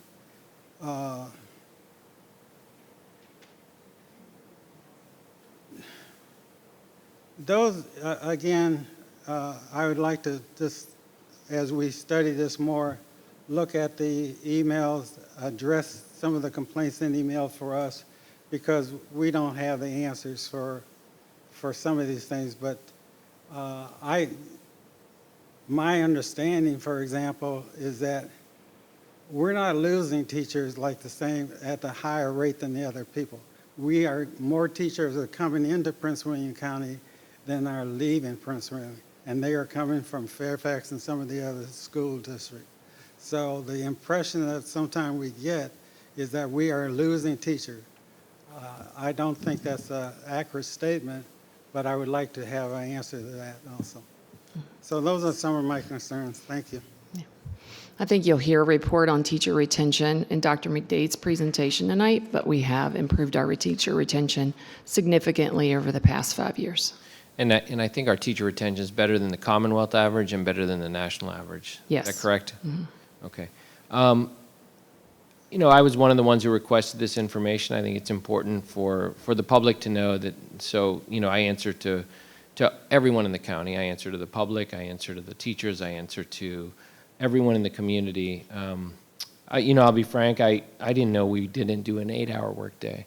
In looking at our region, Alexandria, Fauquier, Manassas Park all do 8 hours. You know, I have concerns and have some favor to move and extend the workday. I was surprised that we don't do 8. Haven't really paid attention to this issue. My highest priority has been over the last 7 years, teacher pay. It has been historically caught up, historic raises compared to the rest of the nation. We have done dramatic increases on that relative to other regions, and we have a 3-year collective bargaining agreement, which I should remind everyone, because I think there was some concern, maybe in some of the emails, that we are letting go of our collective bargaining agreement. I want to make it very clear to the public and to the community that the collective bargaining agreement still stands. It's a 3-year agreement. It's one of the best collective bargaining agreements voted on in the Commonwealth and voted on in the country for a school division. I'm very proud of that work we did. We spent a lot of time on that. I've asked for this information because I frankly was looking at, you know, how does this one division get away with 8.5 hours, and I'm looking at 8 hours. But that is a concern of mine, and that's why I was one of the ones who requested this information. So I appreciate the amount of work that went into this. I think it's important for our folks in the region to look and see what do the other schools in our region who we're competing with for any number of things, whether it's employees or, you know, academic performance, what are they doing? And some of them even have 200 work days, which I wasn't aware of. I thought, frankly, we all had the same number of days. So we're at 195, and a number of divisions near us are at 200. And so, thank you, I appreciate that information. I'll have it turn over to Wall, and then we're wrapping up. That's it on this topic. No. Oh, sorry. And Mr. Wilk. Okay, we'll go to Mr. Wilk. Thank you. Thank you. I just want to, we've been talking about raw numbers, and I want to put things into perspective. If we take 180 days and add 0.5, that's simple math, 90 extra hours of work. If you take that and divide it by 7, that's about 13 extra days of work. And although I recognize the historic raises that we have done in this division and surpassing all of our neighbors, just some basics. I mean, if you think about where someone mentioned 2012, when this first was increased at like 11 o'clock at night with the budget that they passed. Since 2012, the Consumer Price Index says we've had a 40% increase of cost of living in Nova.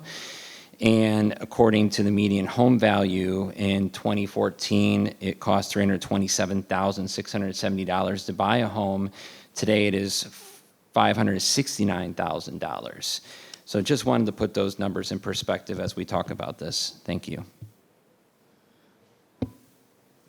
Ms. Wall.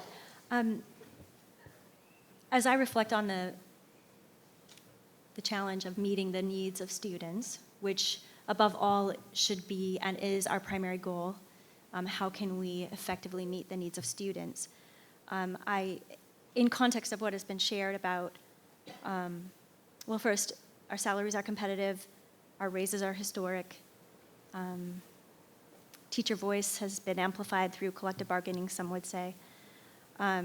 We've invested heavily in compensation over the years, especially the recent years. But when we put up these slides, the slide Region 4 comparisons, it's clear that we are an anomaly. Definitely, we're the only ones in our Region 4 at a 7.0 workday. And in the world of fractions, 110 over 131 is a pretty big fraction. 110 divisions are at 7.5 work hours. That's the norm. The norm is a 7.5 day in Virginia. I don't know about other states. And we're an anomaly. And if you look at the contract length as well, 195 days is where we're at. 89 are at 200. So again, we are at an anomaly. Not only is our day shorter, but for our teachers, but not for teachers' assistants and subs and administrators, and even our classified staff work beyond a 7.0 day. 89 are at 200. The norm, if we're doing a nice big bell curve, it's going to be a really steep bell curve in both of those instances. And in both of those cases, we are outliers. So that causes me to pause and think, balancing our investments in compensation, our competitive salaries, our raises, being historic, and yet, are we meeting the needs of our students? That's the question in my mind, because at the end of the day, that's why we're here, that's why we have our taxes, that's why we all do what we do, every single one of us, from Dr. McDade down on through the entire division, is are we meeting the needs of our students? And in my mind is this question: how can we utilize 0.5 hours, which is the norm, to help our students achieve just a little bit better for everybody? And I really do, it does cause me to pause. So I really appreciate this information, the time it took to gather it. We have a lot to think about, and I will, based on what we've heard tonight, I will consider bringing a motion forward at our next meeting to evaluate and make a change if necessary and if possible. Thank you. And I'll wrap up by saying, Mr. Wilk, on the school divisions that have a 200 contract day and an 8-hour workday, that's 1,600 hours, just in the math, if we're looking at it. And if we look at the anomalies, we are the anomaly, as Ms. Wall says. If you're looking at the average of 7.5 is the average for the Commonwealth, and 200 is the Commonwealth average, that's 1,500. We're still well below that, even if we made any changes. So anyways, just want to bring that up. So a lot more to talk about. We're happy to hear from everyone in the community on this topic over the next few weeks. And, we may have something to talk about at the next meeting as well. Thank you. At this time, we're moving on to student representative time. Yes, we have Karina Grover from the Charles J. Colgan High School. Miss Grover, you may have the floor. Hi, everyone. Good evening. Good evening to members of school board, Dr. McDade, everyone on this wonderful Tuesday evening, a little bit of a change today. But in honor of this Thanksgiving season, I kind of want to focus my remarks on giving thanks to the community. I would first like to give thanks to our student voice committees countywide. Just some schools to highlight. Freedom High School is hosting a student and parent public forum to strengthen communication within their community, which I think is very important and valuable. Garfield High School is partnering with NAMI, the National Alliance on Mental Illness, to support student well-being. And at Gainesville, as a newer school, they are focusing on building traditions that shape a positive school climate. Additionally, our Student Senate is planning leadership workshops for middle school students. This marks the second year of this initiative, and I am very excited to work with all of them. These workshops give younger students a chance to build foundational leadership skills early on. The Senate is also exploring opportunities to work with elementary school students through workshops and interactive activities, helping grow the next generation of leaders in PWCS. Next, I would like to give a big thank you to Dr. McDade, who joined Colgan Students Voice Committee in a Q&A session. This was a really important opportunity for our students, as we were able to receive direct answers on key issues such as flex, cell phone, policies, and the ASL interpreter conflict. I want to encourage all students across PWCS to stay engaged, reach out to your teachers and administrators, ask questions, and seek clarification when you need it. Student voice is strongest when we communicate, participate, and advocate for ourselves. We are so lucky to have a superintendent like Dr. McDade who is willing to support us. She is a force and honestly a big role model for me. So thank you, Dr. McDade, for caring about PWCS students. I would also like to give thanks to a couple of students who have reported that there have been many concerns with overcrowding and inappropriate behavior, specifically in bathrooms. Because of these issues, administrators implemented a new bathroom rule that limits when bathrooms are open.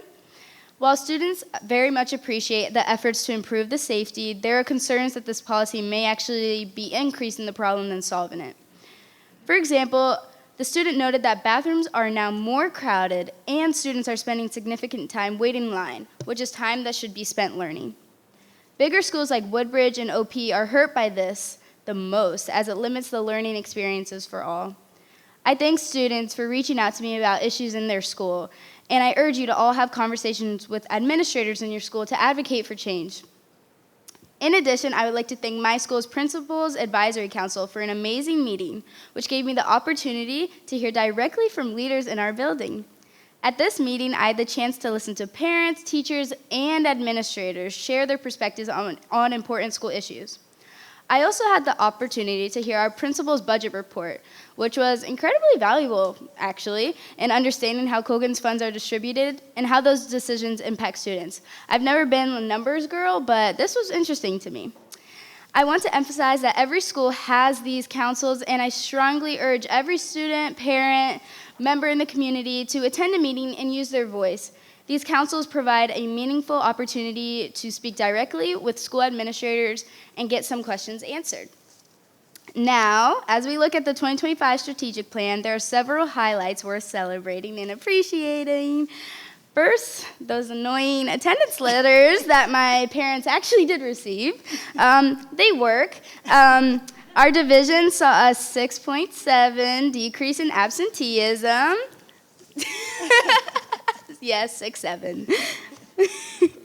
Exceeding the 5% goal. 6.7, yes, oh great. Okay, it's not gonna stop, okay. It's still going, okay. Since the implementation of Evolve, even though it may feel inconvenient at times, it has contributed to 0 firearms and tasers entering our schools, which is a very significant safety achievement, especially in PWCS. We also saw major academic progress. participation in advanced classes rose from 8,034 students in 2023 to 11,298 students, which additionally, it passed the advanced exams, which increased from 5,999 to 9,867 again. Oh, great. These successes show the impact of strategic planning and the importance of continuing to invest in student safety, attendance, and academic opportunities. To end my remarks, I would like to share a little bit of a personal story. At the beginning of October, my grandfather suddenly passed away, and I struggled to attend school and had many additional family responsibilities. During the October school board meeting, I spoke on the dais despite feeling the immense pain of grief. Nonetheless, PWCS makes it a priority to ensure that every student has a trusted adult in their school, someone who makes them feel safe, heard, and cared for. Miss Riddle, an administrator at Colgan, noticed me during lunch and took the time to speak to me. Although we had only spoken briefly in the past about SCA-related matters, she treated me with kindness and care.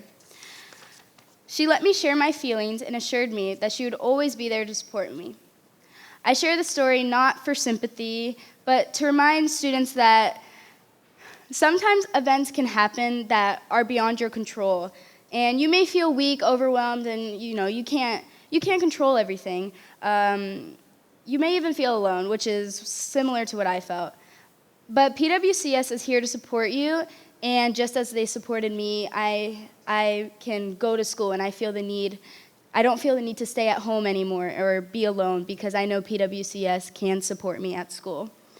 So, enough with the sad talk. Remember, students, your voice matters. It makes a difference, and I promise I'll never stop advocating for it. Let's continue to ignite change together, and I thank you all for allowing me to speak and giving me the chance to represent students countywide. Have a great and happy Thanksgiving. Ooh, that was hard. Thank you, Karina Grover. Appreciate it. Up to superintendent's time. Dr. McDade. All right. So at the beginning of this school year, I committed to providing a comprehensive update on the final outcomes of our Vision 2025 strategic plan. And Ms. Karina here stole a little bit of my thunder, but I'm so excited that as a student, she is documenting and paying attention to the success that we've accomplished together. This strategic plan culminates at the end of the calendar year, December 2025. And so tonight, during my superintendent's time, I really want to share all of the updates and progress, celebrate successes, and identify continued areas of opportunity for growth as we set our sights on Vision 2030. So this will be our closeout of Vision 2025, and it will sunset in December, and we will be launching a new 4-year strategic plan, Vision 2030. So at this time, I will utilize my superintendent's time for a formal presentation on the culminating events, successes, and outcomes of Vision 2025.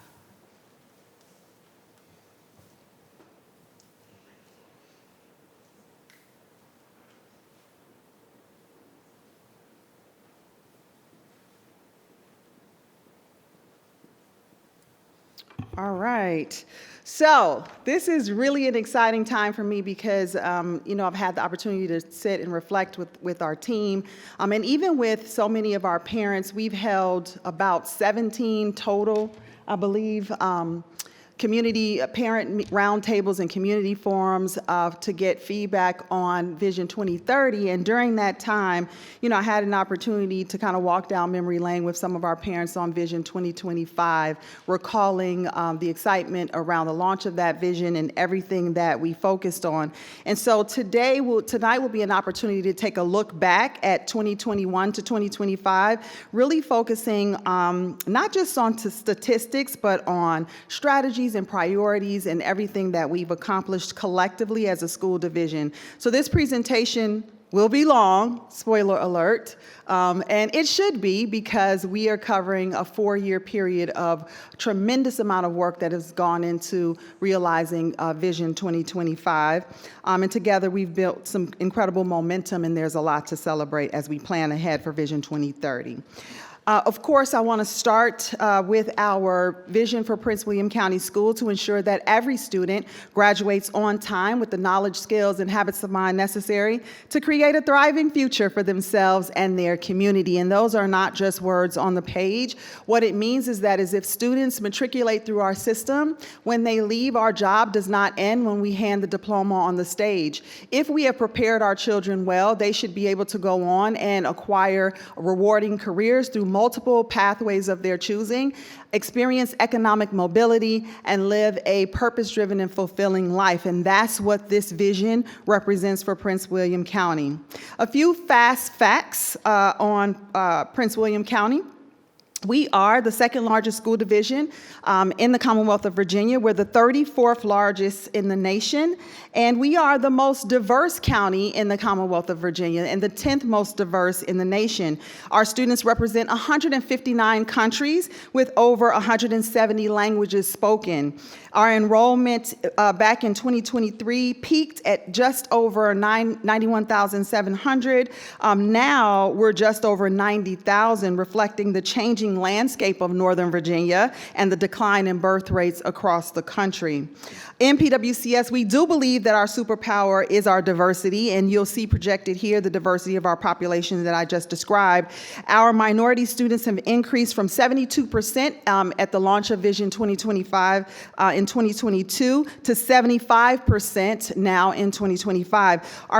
One of our fastest growing populations in the school division is our English learners, and you'll see that there's been an increase from 27% to 29%. We've also had an increase in our students with disabilities from 13% to 16%, and around 36,000, that's about 40% of our students actually qualify as what is identified as economically disadvantaged.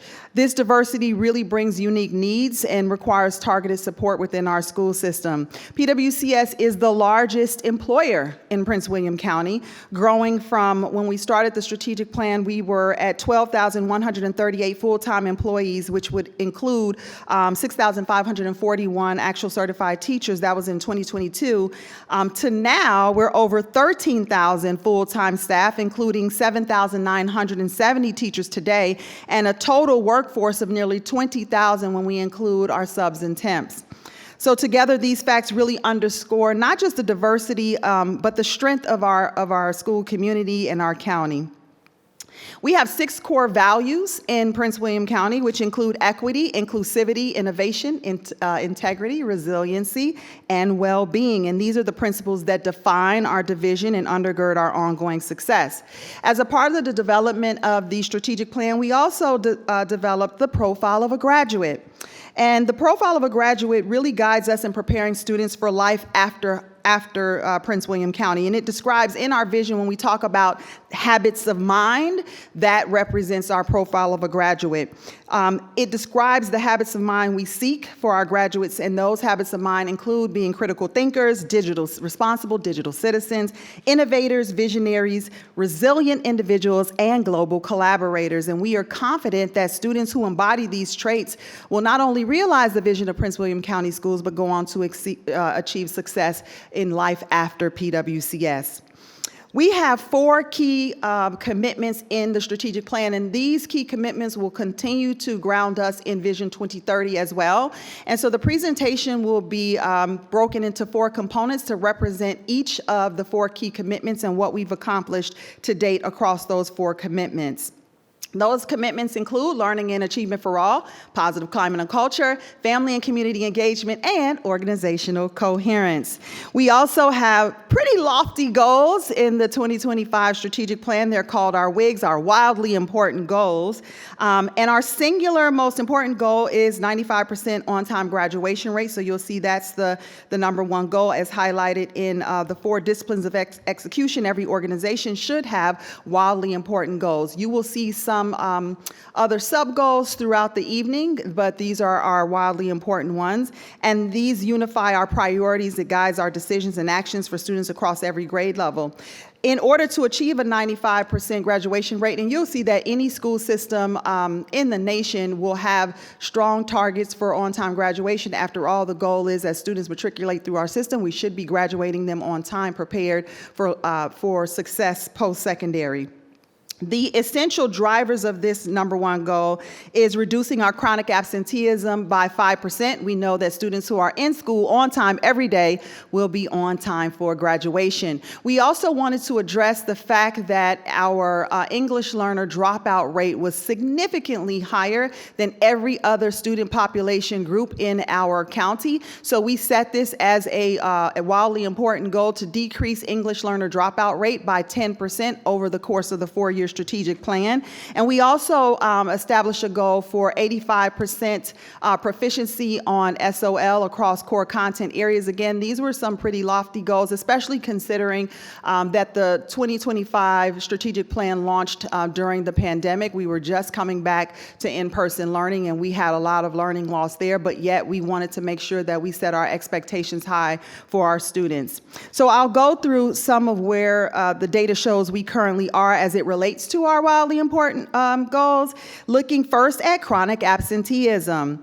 If we define chronic absenteeism, it represents the number of days that a student misses in comparison to the number of days of required attendance. So to address chronic absenteeism, missing 10% of school days would be considered chronically absent. And so we aim to reduce this by 5%. At the launch of the strategic plan, our chronic absenteeism was a staggering 23.1% for the 21-22 school year. By the end of the 4-year strategic plan, chronic absenteeism dropped to 16.4%. That's a 6.7 percentage point reduction. And so this essential driver goal has not only been met, but also exceeded. Moving into dropout rate. As for the dropout rate, we did more than move the needle. We really redefined what was possible, particularly for our students who are English learners. Our essential goal was a 10% decrease in overall dropout rates for our English learners. If you see here on the screen, in 2022, our overall dropout rate for all student populations was 6%, with English learners experiencing a dropout rate of 24.4%, and our Hispanic students' dropout rate at that time was 12.2%. At the end of July of this last school year, July 2025, our overall dropout rate for all students has reduced 2.2 points. English learners decreased 10 points to 14.9%, so we achieved that goal in reducing our English learner dropout rate by 10%. And then you'll also see that our Hispanic student dropout rate also decreased by 4 points to 8.1%. This achievement was reached through targeted student support, strategic investments, and a commitment across all schools from our educators, our administrative staff, and support from our external partners to ensure that every student is graduating on time. Moving into SOL pass rates. So our last essential or wildly important goal is improving our SOL pass rates, and we set a goal for 85%.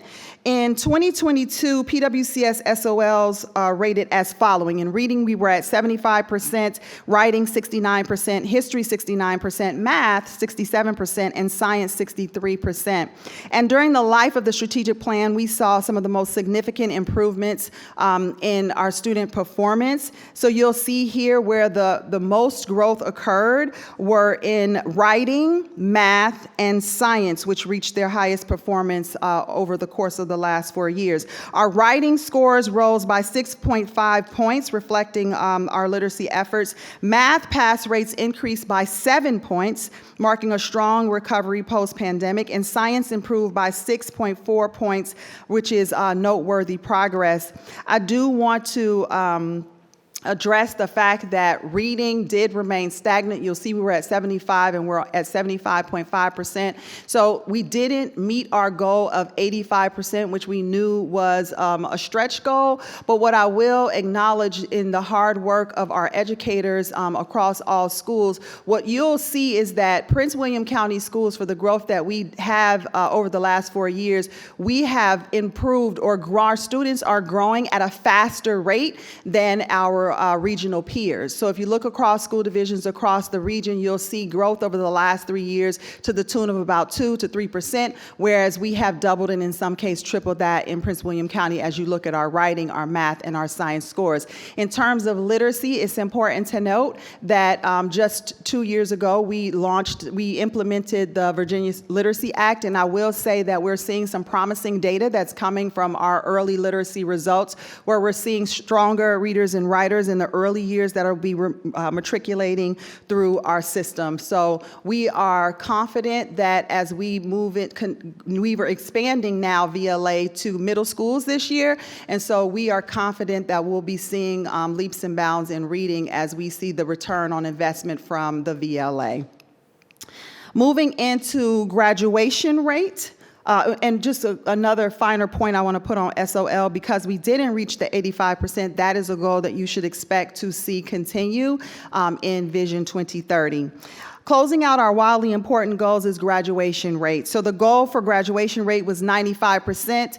And unfortunately, rounding to the nearest whole number doesn't count here. We met 94.8%, which is an all-time high for Prince William County Schools, but just shy of the 95%. So I cannot say that this goal was outright met, but I'm really proud of the work that has happened in the school system and the efforts that we've made. So I want to look at when we started the strategic plan, the graduation rate for all students was 92.8%.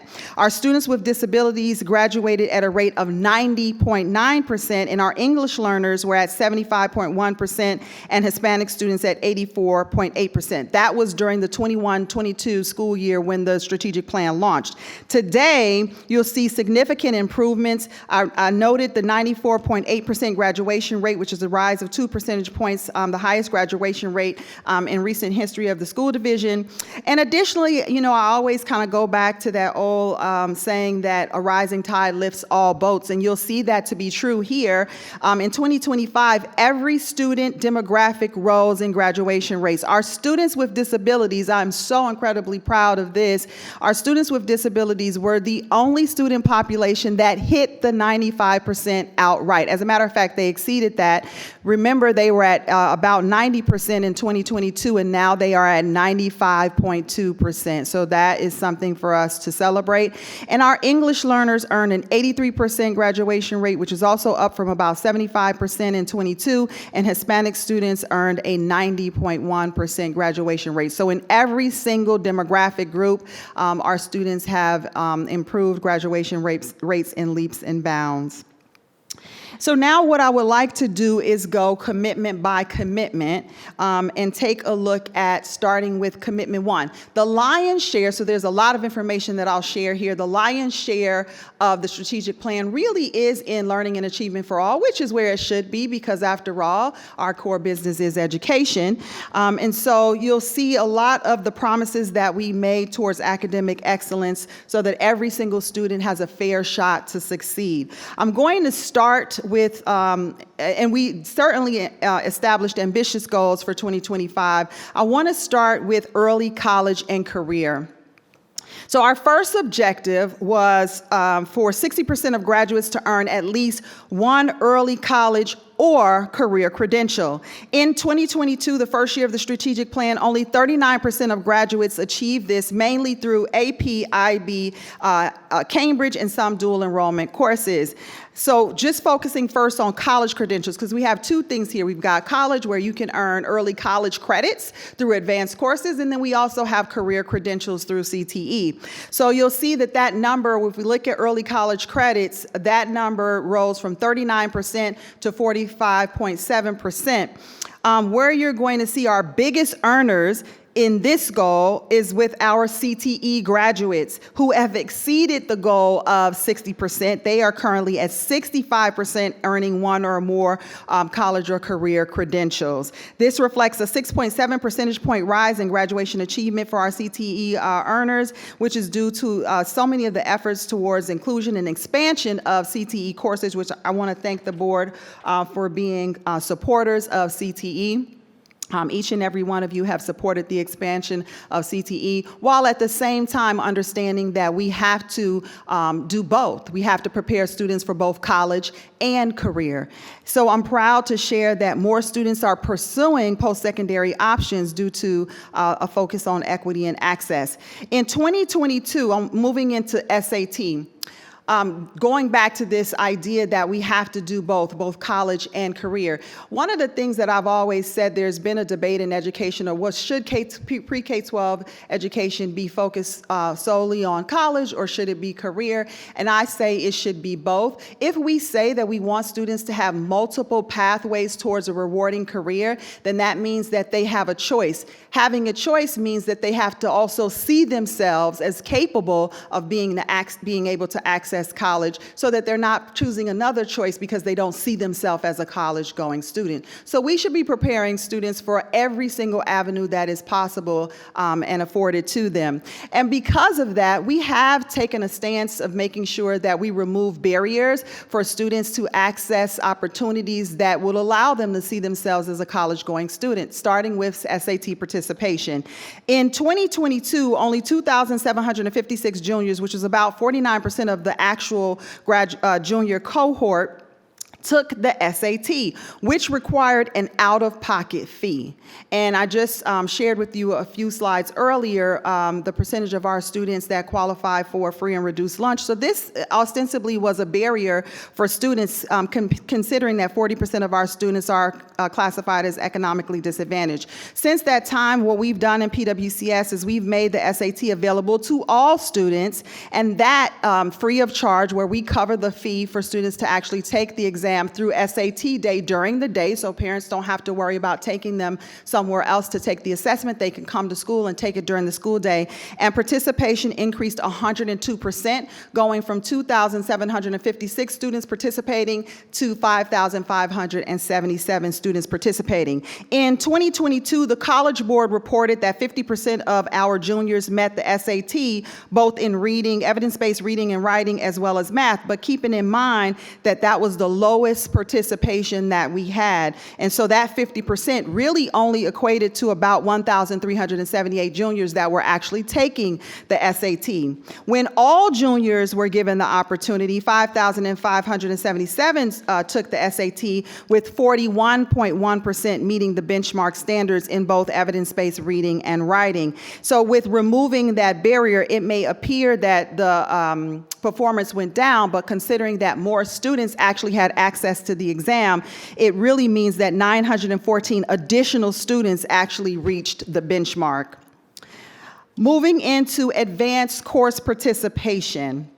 So we set a goal to increase participation in advanced coursework by 10%, and this really was an equity-driven initiative to make sure that underrepresented groups of students were accessing advanced coursework when they qualified to be in those courses. And so we set a goal to increase participation in advanced coursework by 10%, with a specific focus on underrepresented groups that reflect the diversity of our student population. In 2022, 47.9% of eligible students took part, 46.4% Black students, 12.9% English learners, 32.2% of that population were Hispanic, and only 11.2% of the students who were taking advanced coursework at that time at the beginning of the strategic plan were students with disabilities.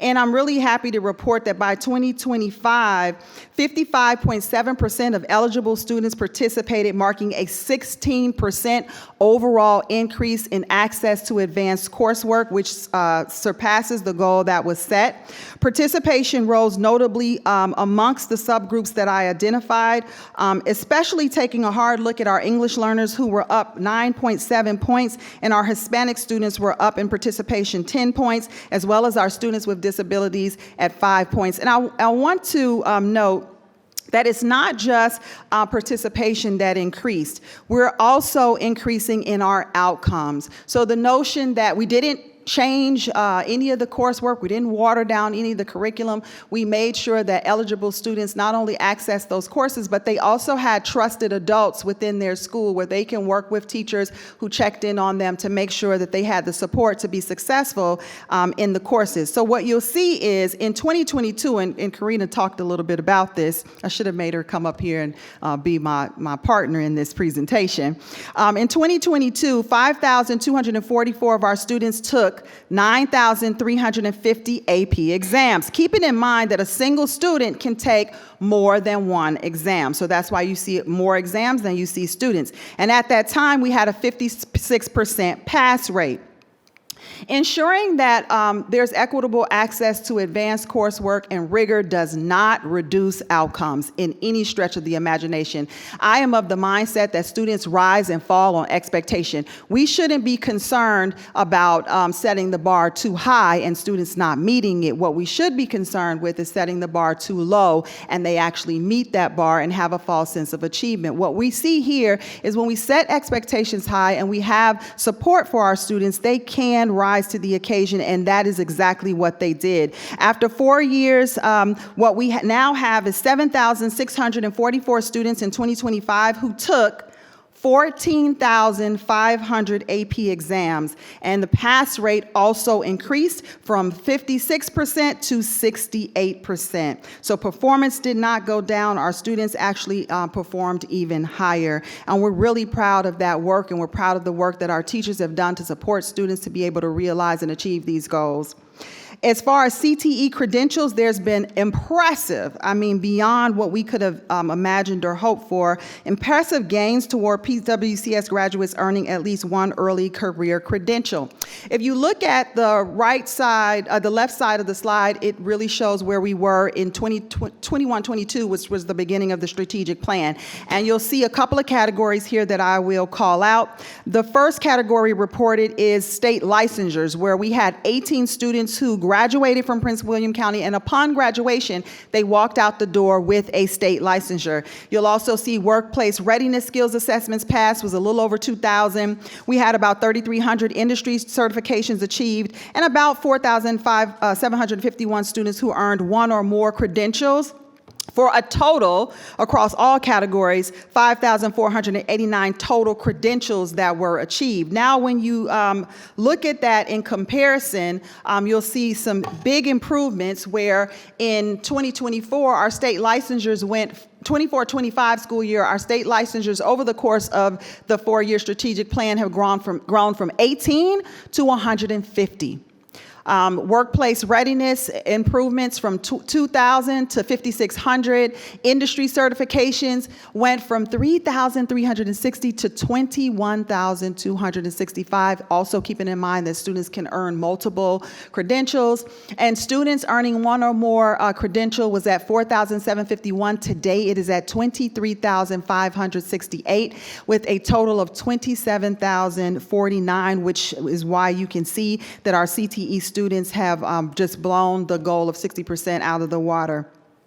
I do want to highlight our 8 CTE program areas, which includes agricultural education, and I want to call out specifically under agricultural education our award-winning and thriving turf field program at Brentsville High School. According to VDOE, turf field falls under agricultural education, but it is a true turf field management program and one of the CTE programs that are big earners that we're proud of. Business and information technology, family and consumer sciences, health and medical sciences, marketing education, military science, technology and engineering education, and trade and industrial education. So those are our core CTE areas.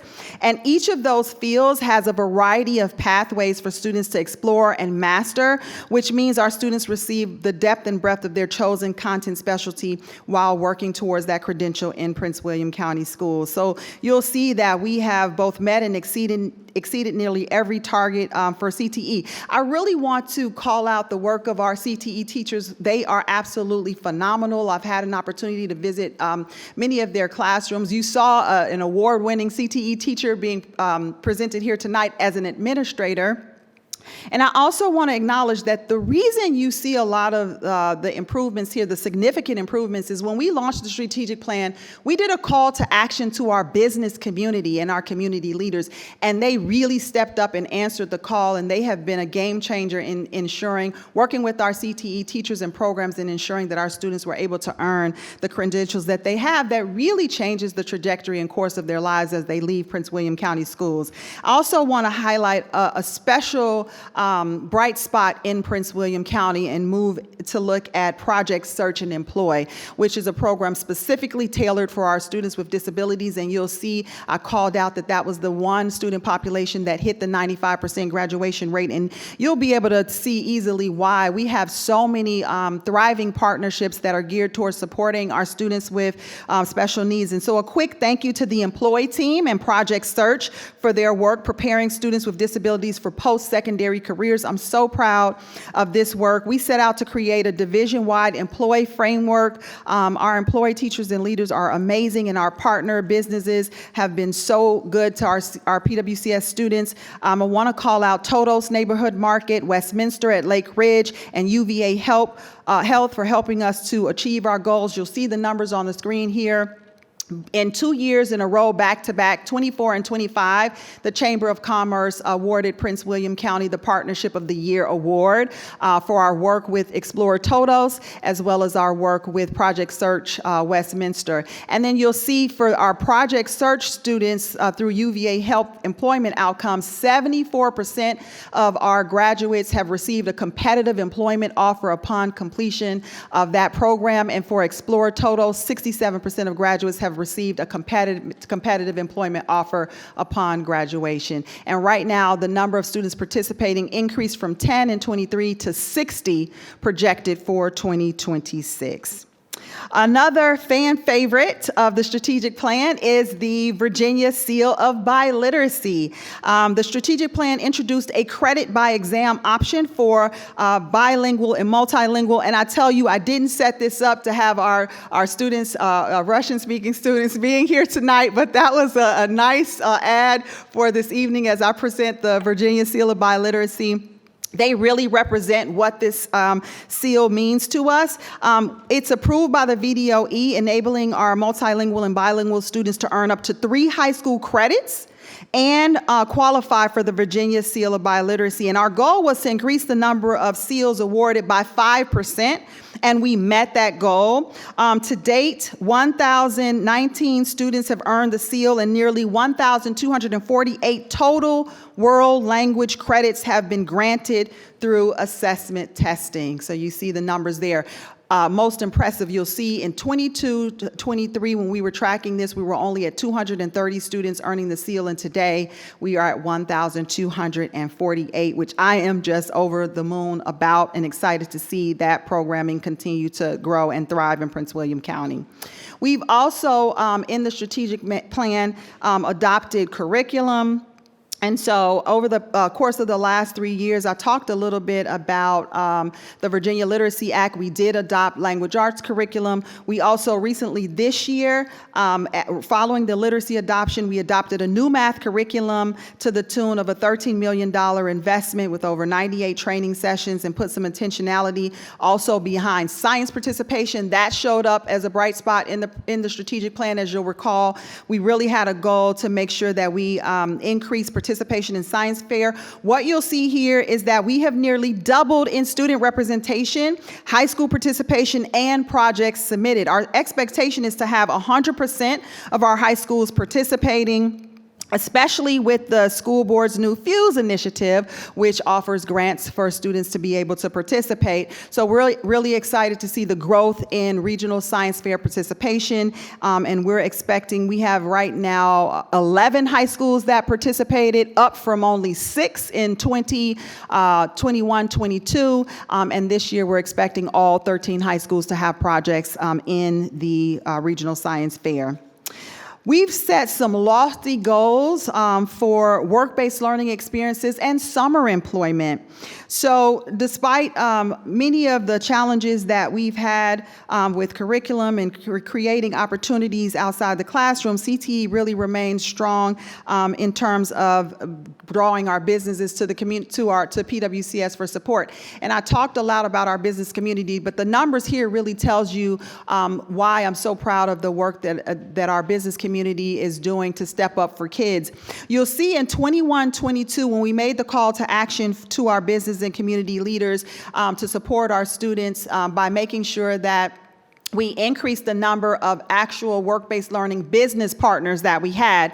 We started at 48. We set a goal at 350. We surpassed that goal. For 24-25, we now have 373 formal CTE partnerships. And so the data that I'm going to talk about next, whether it be summer employment or internships, could only be possible because our business community has stepped up to invest in our students. So what you'll see here is that we set an ambitious goal over the 4 years of the strategic plan to ensure that by 2025, we would have a cumulative 3,500 rising juniors and seniors who would have achieved summer employment opportunities.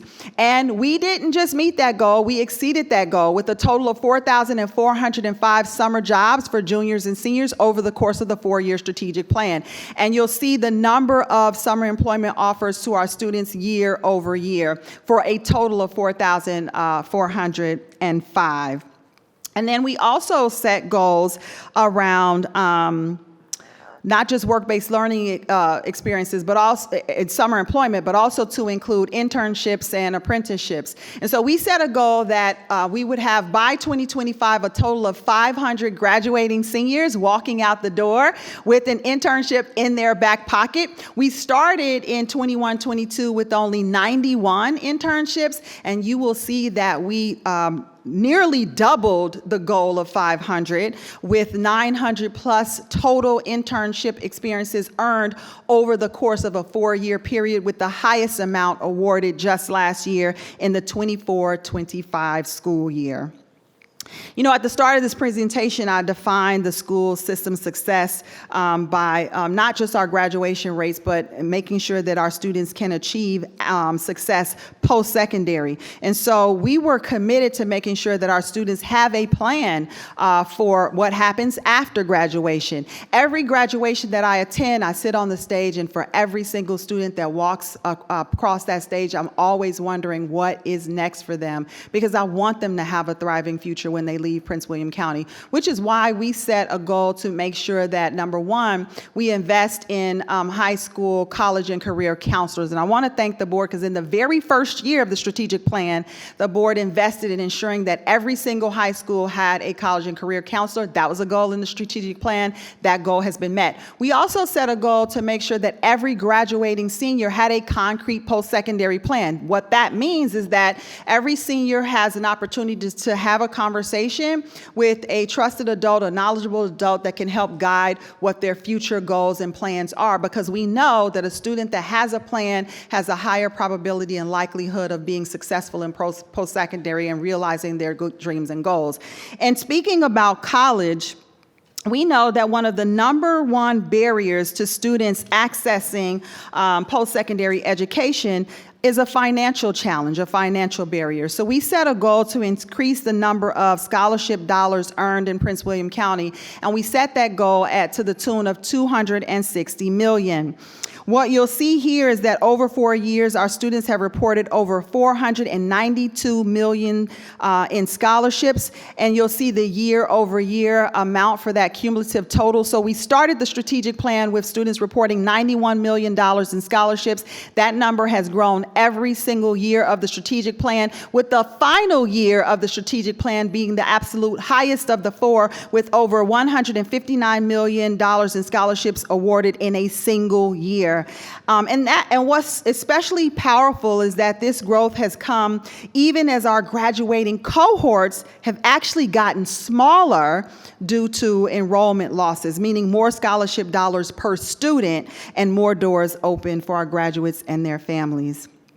Commitment 1 definitely was our most robust commitment that directly affects the instructional core and the relationship between our students, our teachers, and the curriculum. It contains the majority of our strategic plan goals. So to close out Commitment 1, I would like to take a look at several notable highlights over the course of the 4 years of work that we've done together. This, what you see here, is what I presented to you back in April of 2024 when we did a check-in on the strategic plan. And you'll see where some of the goals were green. We also had some that were approaching and red. Green basically means we have either met or exceeded the goal. Yellow suggests that we were in an implementation phase, made significant progress, but the actual goal has not yet been met. Red means that we were completely off track or the goal was not met at all. So you'll see where we were in April 2024 in our key progress, our progress on key strategies for learning and achievement for all. And now as we close Strategic Plan 2025, here's where we are. We have turned some reds and yellows to green, starting with our $260 million in scholarship. We hadn't gotten there when I presented to you back in 2024.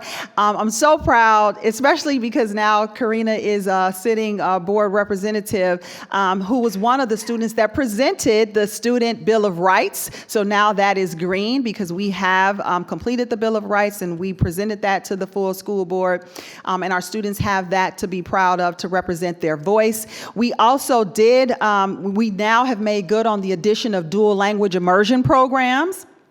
And I know at least one of our board members can speak to that because they have a student in dual language immersion. And we now have data that shows that we met our goal for dropout rate for English learners. Where we didn't, we weren't meeting the goal but have made significant progress is in 3 areas. The STEM career development. What I want to say about the STEM career development is originally in the strategic plan, we were thinking of a singular STEM center, and we made a pivot about midway through the strategic plan, and we already had existing school-based creation centers like the River Oaks Elementary School's Amazon Web Services Think Big Space, and we also have in the West the Cedar Point the Tech Lab, inspired by Qualcomm's Think-A-Bit Lab. So we had those 2, and they were open for field trips. So when we realized that the STEM Center wasn't something that could be accomplished or that it wouldn't reach as many students as we would have hoped for, we decided to build 2 additional STEM centers, one at Innovation Elementary School and another thriving STEM center at Neabsco Elementary School, both of which are open and serving as field trip sites for other schools to come and visit. So that's why we marked that as yellow, because although we did commit to a standalone STEM center, we did not accomplish that, but we have made progress in creating more accessible opportunities for STEM in the school division. So we marked that as approaching. And then, of course, I talked about SOL. That's yellow because we did not hit the 85%. It doesn't matter how lofty the goal was. We set the goal at 85, and we missed the mark on that. But I marked that as approaching because we have made significant progress, growth, and strides that we should be proud of. Our teachers have done, it's been a Herculean effort, especially coming out of the pandemic, to see the kinds of gains that we've gotten in writing, in math, and in science, which I have already stated has outperformed our regional peers. So we have marked that as yellow, and you should expect to see that 85% continue into the 2030 strategic plan. And then universal design for learning, we marked that as approaching as opposed to off track because we did offer the training. That was another pivot in the strategic plan where we offered that training throughout the school division, but implementation, we did not have fidelity of implementation with that, so we could not mark that as a goal that was met. So that concludes progress updates for learning and achievement for all. Lots to celebrate, some misses that we've had in the strategic plan, but also a lot of growth that we are proud to acknowledge. So moving into our second key commitment, which is positive climate and culture. which is our promise to provide a welcoming, supportive, and safe environment for teaching and learning. And again, we've established several ambitious targets to support positive climate and culture. I'm going to start with some data that was brought up a little bit earlier. I think Mr. Jesse and Dr. Lateef talked about retention, and Donna touched on this a little bit, where we're going to give the progress, because that was actually a goal in the strategic plan. So we established a goal to retain 90% of our certified staff. In 2022, the division was at an 89. At the end of the 21-22 school year, which was the first year of the strategic plan, we were at 89.9% for retention rate. We probably set that goal a little bit too low. It was at 90%, and we were already at 89.9. But I am happy to report that our retention rate is currently, at the conclusion of the strategic plan, increased to 94.5%, surpassing the original objective. Also, you'll see here that our objective was to boost the diversity of our teaching staff by 5%. So the goal was to increase by 5%. In 2022, the workforce diversity was at 25.3%. But by 2025, we've reached 33.3%, surpassing our target of 5%, with a total increase of 8 percentage points there. I also want to highlight one of the ways that we significantly increased our diversity. I spoke a little bit earlier about the fact that we are the most diverse county in the Commonwealth of Virginia, and our students represent over 159 countries. And so we committed in the strategic plan to hire a minimum of 350 international teachers. We started the strategic plan with 110 international teachers, and today we now employ 396 international teachers representing the countries that our students are from. And so we've exceeded the goal of 350. We also set a goal to retain 95% of our school administrators. We were at 92% retention at the start of the strategic plan, and today we are at 94.5% in 2025. One of the things that I want to highlight that shows up as some of the key strategies that we employed in the strategic plan and how we got here to these numbers really was an aggressive marketing campaign that was done around retention and diversity, and it has been tied to our hiring campaigns. For one, you'll see in the strategic plan, You Belong Here was a key initiative.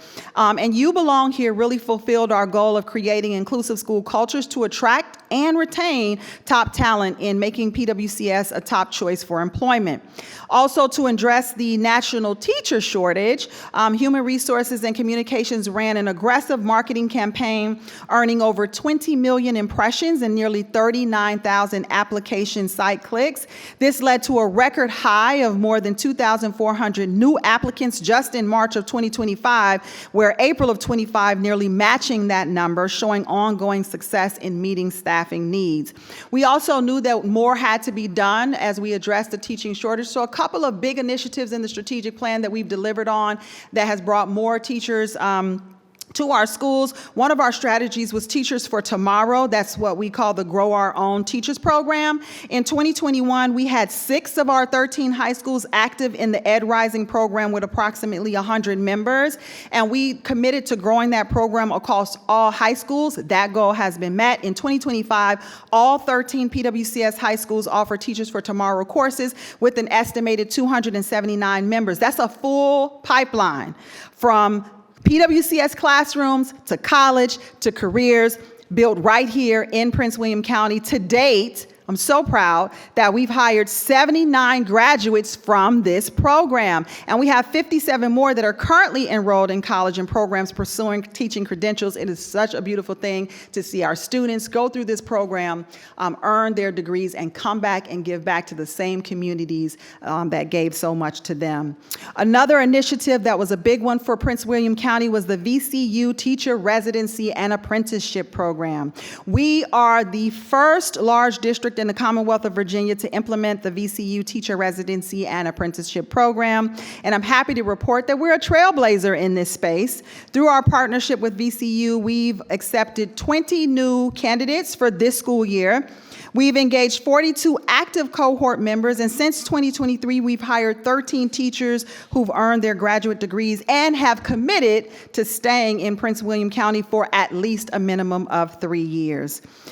We also, in Positive Climate and Culture, I want to turn our attention to sustainability, and you just had a sustainability presentation in the last board meeting, and there's a lot of successes in sustainability, but this one particular goal we did not meet. Unfortunately, although we do have some big wins in sustainability, we sought to reduce 10% of division-wide building greenhouse gas emissions year over year, and we've achieved by 2025 a 1.5% emissions reduction through the reporting period ending June 30, 2025. I do want to note that part of that includes an addition, which was a pivot in the strategic plan in incorporating transportation into that. We do believe that we'll see some bigger gains moving into the future. We also recently completed several energy efficiency projects that are noteworthy. So we're optimistic that these will significantly improve our progress towards the 10%. This is something that we'll continue to work towards in Vision 2030 to reduce our overall emissions. Some of the projects that are going towards the FY26 includes solar at 6 sites, geothermal at Bel Air Elementary School, LED lighting at multiple sites, and retro commissioning of automation controls and mechanical systems at several of our sites. And then finally, for just this area of sustainability, we did identify in the strategic plan that we would have a K-12 environmental literacy curriculum at 100% of our schools, and that goal has been accomplished. Moving into safety, and this is more about physical safety. Over 4 years, PWCS has invested heavily in safety and security, and that has been a top priority for the school division and for this board. We implemented Evolve in all middle and high schools back in 2023.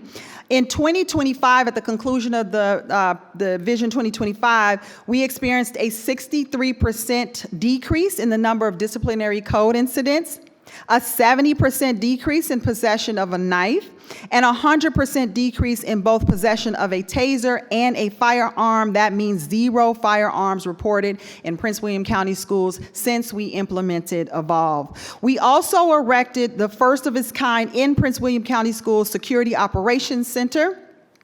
This is our centralized hub for responding to safety concerns and managing incidents in real time. The Security Operations Center team has handled, to date, nearly 3,000 calls, coordinated over 1,000 events, and delivered more than 1,900 incident communications, all with a 99% response rate. So if we take a look at the progress that we've made on some of the key strategies in Positive Climate and Culture, which is Commitment 2, what you see here is where we were when we did the check-in back in, and you'll see this will be the theme for the next 2 commitments as well. I'll always go back to where we were when I did the check-in with you, and then where we are at the conclusion of the 4-year strategic plan. So this is where we were in April of 24. We had not yet fully realized the succession planning, launching the talent management development plan. We were also red in green ribbon schools because we set a goal to have 5 green ribbon schools, so that was red. And then we had set a goal for a 90% satisfaction rate for middle schools and the middle school students. And the reason we set that is because the satisfaction rate for middle school students is the lowest in the school division. And so here's where we are today. So what you'll see is that we made good on completing the launch of a talent management development department, which is really driven towards both succession planning, leadership development, and ensuring that our employees understand a path towards promotion and as they continue to lead with us in Prince William County. So a lot of work is being done in that department. And you'll also see what turned green is our green ribbon designation. Now let me talk a little bit about the green ribbon designation because it's tricky. So I'm counting this as green because although technically we had 4, this year we had number 5 with Belmont Elementary School, but the federal U.S. Department of Education eliminated the program this year. However, Virginia did recognize Belmont Elementary School as an honoree, so that means we've got 5. That's a green check mark for our green ribbon schools. While our middle school student satisfaction rating is still down, we will be targeting that for the next 4-year strategic plan. We're not letting go of that goal. We're going to continue to work towards making sure that our middle schools are reporting satisfaction in their schools.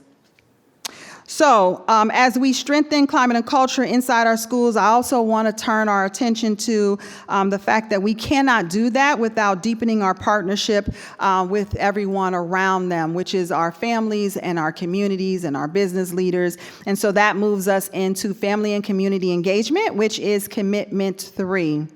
One of the goals we had in family and community engagement was to have 100% of our schools have a business partner invested in their school community to help advance their school improvement goals, and we've delivered on that promise. You'll see here that now 100% of our students have a business partner, or some of them have multiple business partners to advance their continuous improvement goals.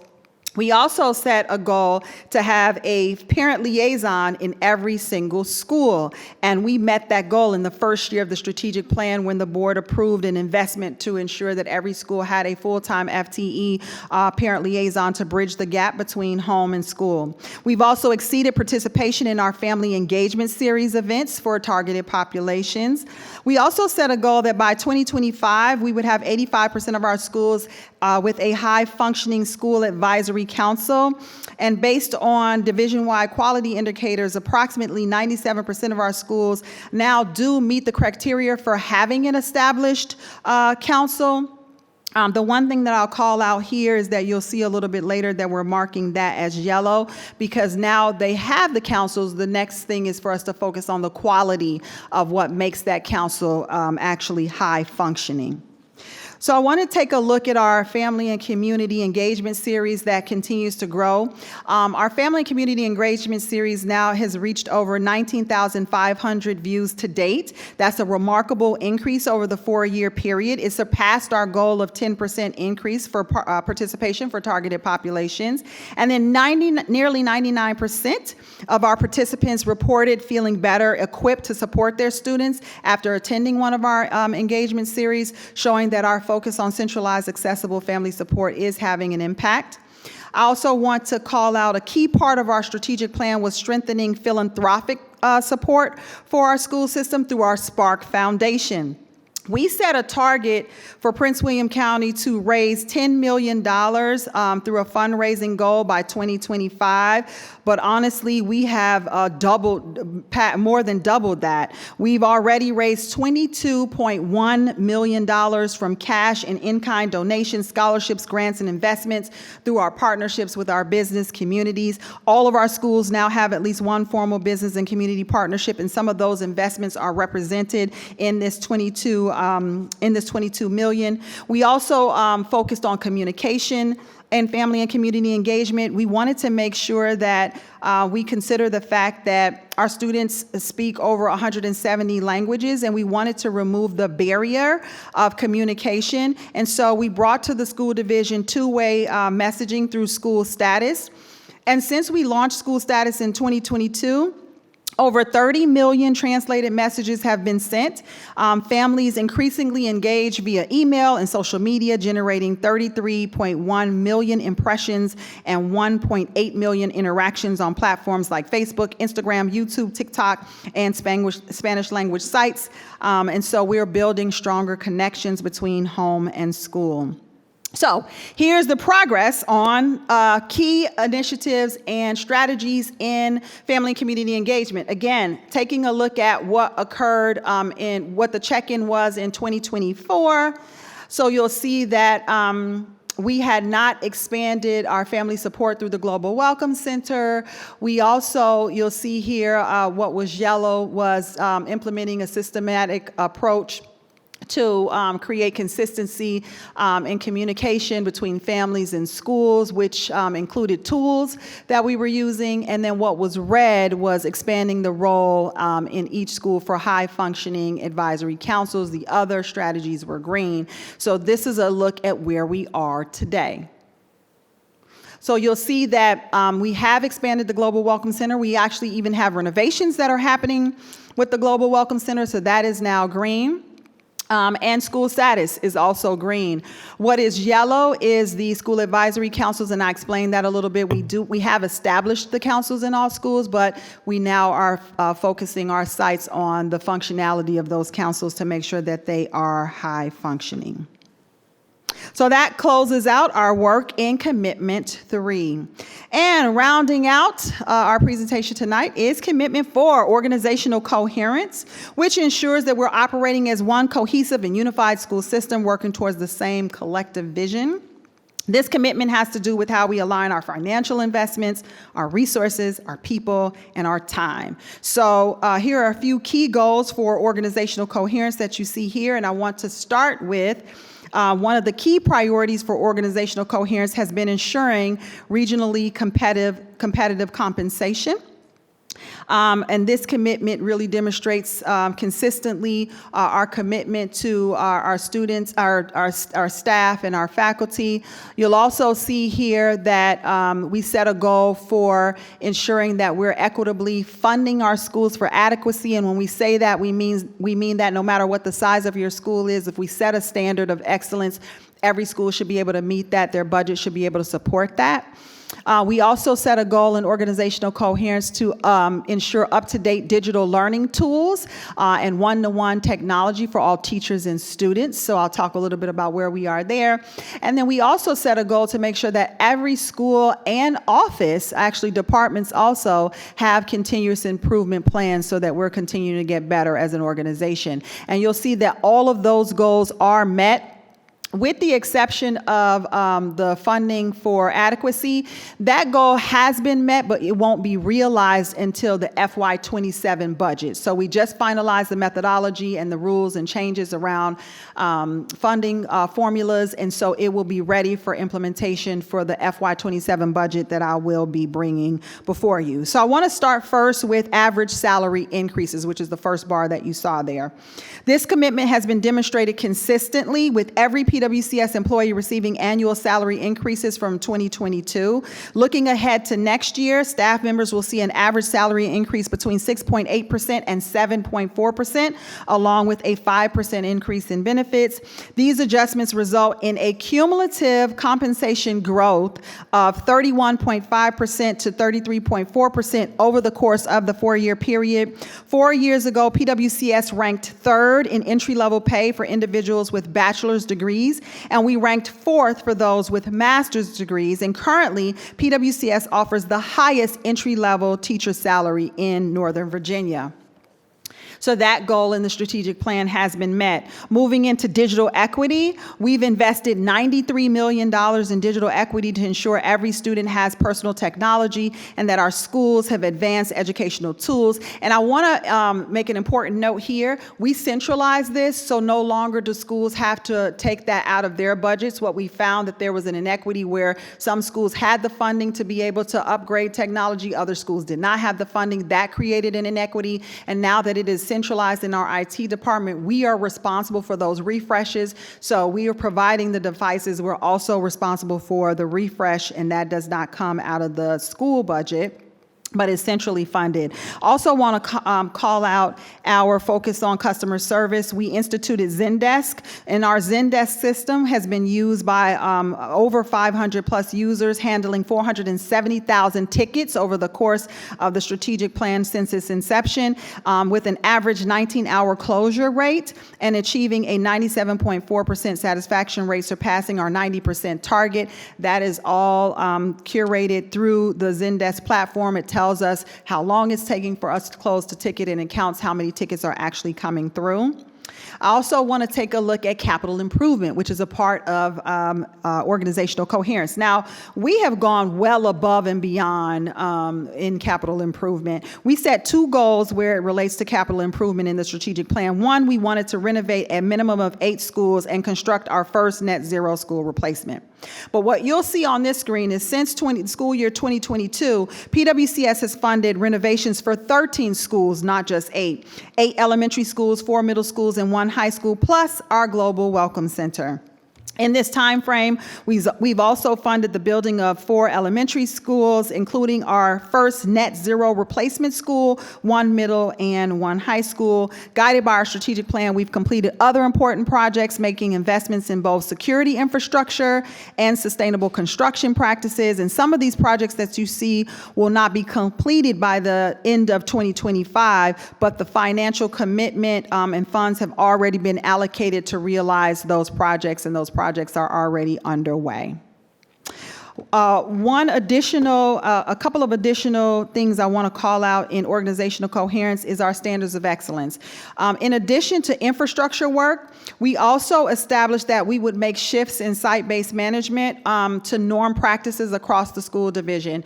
One of the biggest levels of feedback that I received when I did my 100-day tour in Prince William County when I was first appointed, from board members, from parents, as well as from teachers, is how with site-based management, there were no norm practices for things that should be normed across the school division. While we recognize that every school has their unique traditions and cultures within their school community, that should remain unique to their school and flexibility should be there. But there are certain things that should be a standard of excellence where there's norm practices across the school division so that there's more support and convenience for students, for teachers, and for families. And so what we've done in response to that is we erected the PWCS Standards of Excellence. And this is an iterative process, but right now we have standards of excellence across academics, education, operations, to make sure that we have norm practices across Prince William County for not only how we operate, but what our expectations for excellence in education should be. So no matter where a parent goes in our school system, they should have minimum expectations for access to excellence in any school that they go in and any school that they attend, and the PWCS Standards of Excellence sets the bar for that. It also defines what's managed centrally as well as what is left to be flexible at the local school site. So here is our progress for commitment for organizational coherence. Again, this is where we were at the little over the mid-year check-in. This is where we were, and you'll see what was yellow and what was red. And so I want to now take a look at where we are today. So at the conclusion of the strategic plan, you'll see that our work with Six Sigma to identify inefficiencies in business processes and guide improvements, that is yellow. It was red. That is underway. Many of the board members, we presented to you that we are adopting a new system, CLIC, for data governance. So it's a lot of processes that we have in place to build greater business efficiencies. So that is not green because we're just starting that this year. So in December 2025, that will not be completed, but we are well on our way for full implementation in the next year. We also marked that you'll see the site-based standards and operational requirements is green because we have launched the standards of excellence, which before that was red. And then you'll also see what's yellow is succession planning through the Talent Management Office. Now that we marked as yellow because we did launch the Talent Management Department, and they are currently working on succession planning and talent development in Prince William County schools. So that is the status for organizational coherence. As I close out, I know this was a lot of information, but this is our collective work. In 2021, I stated the following quote from Strategy in Action: "School systems that focus on the core with a coherent strategy executed and refined over time, are making progress in fulfilling their vision of supporting all children to learn at high levels, to contribute to their communities, and to be ready for college and career. Our collective progress and growth year over year as a unified school system working towards a singular North Star, that is our vision for PWCS, to ensure every student realizes or creates a thriving future for themselves and their community, really demonstrates that we are living proof of strategy and action. I do want to show here and highlight a few school division recognitions and achievements. Certainly, I'm not going to read this long list, but I wanted to give you a visual and visibility into the work that's been happening in just 4 years. Everything that you see on the screen in terms of acknowledgments is not a culmination of a decade of work or 10 years. It's just the 4. We only included acknowledgments, both local and nationally and statewide acknowledgments for Prince William County Schools over the life of the 4-year strategic plan. There is so much to be proud of in Prince William County Public Schools. No, we are not perfect. Yes, we did not hit the mark in some of our goals and our strategies, but I think that these recognitions and achievements, along with the data that I presented today, shows that there is still so much to be proud of the work that we've done together. And as you know, we are closing out the formation of our next 4-year strategic plan, Elevate 2030, launching Thriving Futures. And our vision will remain the same, as will our mission, our core values. Those tenets that bring stability to the strategic plan will remain consistent, along with our 4 key commitments that were presented here tonight. But Elevate 2030 will be all about developing global competency, personalized and adaptive learning, understanding the age of AI, and teacher empowerment. Our mission is to create an educational environment for students to become explorers, curious, engaged, and invested in lifelong learning. The work that you see here today is not the work of any one person alone. It is the collective effort, dedication, passion for our students of countless educators, staff members, parents, community leaders, business partners, our board, executive leaders and administrators in our schools, and our students. It took the entire school system working together under the belief that every student in Prince William County really can create a thriving future for themselves and their community. And so as we look to the future, I do want to take a quick look back at what we've accomplished in a video as we prepare to Elevate 2030, which is the next chapter. And I also want to extend my gratitude to this board. We launched Vision 2025 together, and you have stayed true to that. You have invested in Vision 2025. Every single year, every investment that came forward was tied to the strategic plan, and we never veered away from that. And that was the only way that we could achieve this, because without the resources, this was just a plan on paper. But for the board investing in this, fully investing in this plan year over year, that is how we realized so much of the success that is accredited to our students, our teachers, our families, our leaders, and the entire community that is Prince William County Schools. So let us elevate to 2030, which is our next chapter, because we are just getting started. Let's take a look back at Vision 2025, launching Thriving Futures. Prince William County Schools introduced their new plan to target pandemic learning loss and improve test scores, called Vision 2025. Today is about launching. Nice job. Thriving. What they learn in school is applicable in real life. Futures. Every student has a story. What is our goal? To feel like we made an impact. Every story deserves to be heard, valued, and elevated. We're going to do phonics. What we have seen this year in terms of improvement and in terms of student achievement in some grade levels has been nothing short of a miracle. At Prince William County Public Schools, Vision 2025 was more than just a strategic plan. It was a commitment. a promise, a purpose. I feel like we're thriving. I think that the strategic plan is challenging.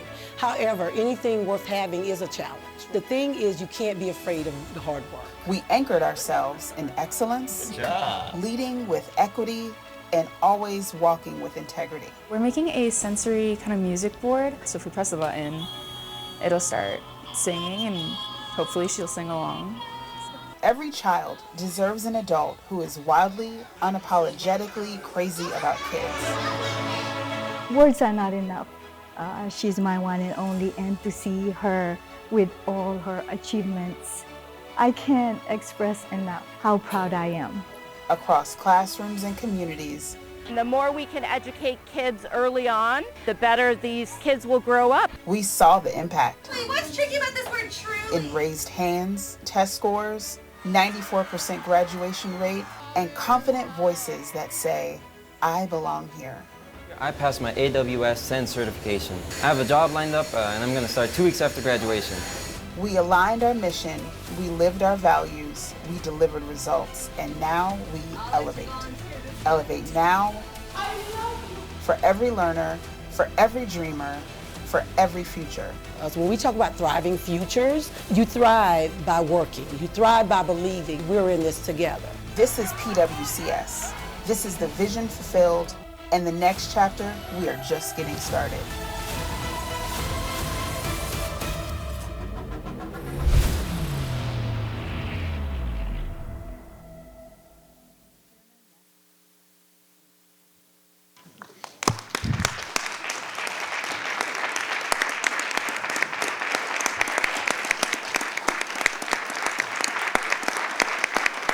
Thank you.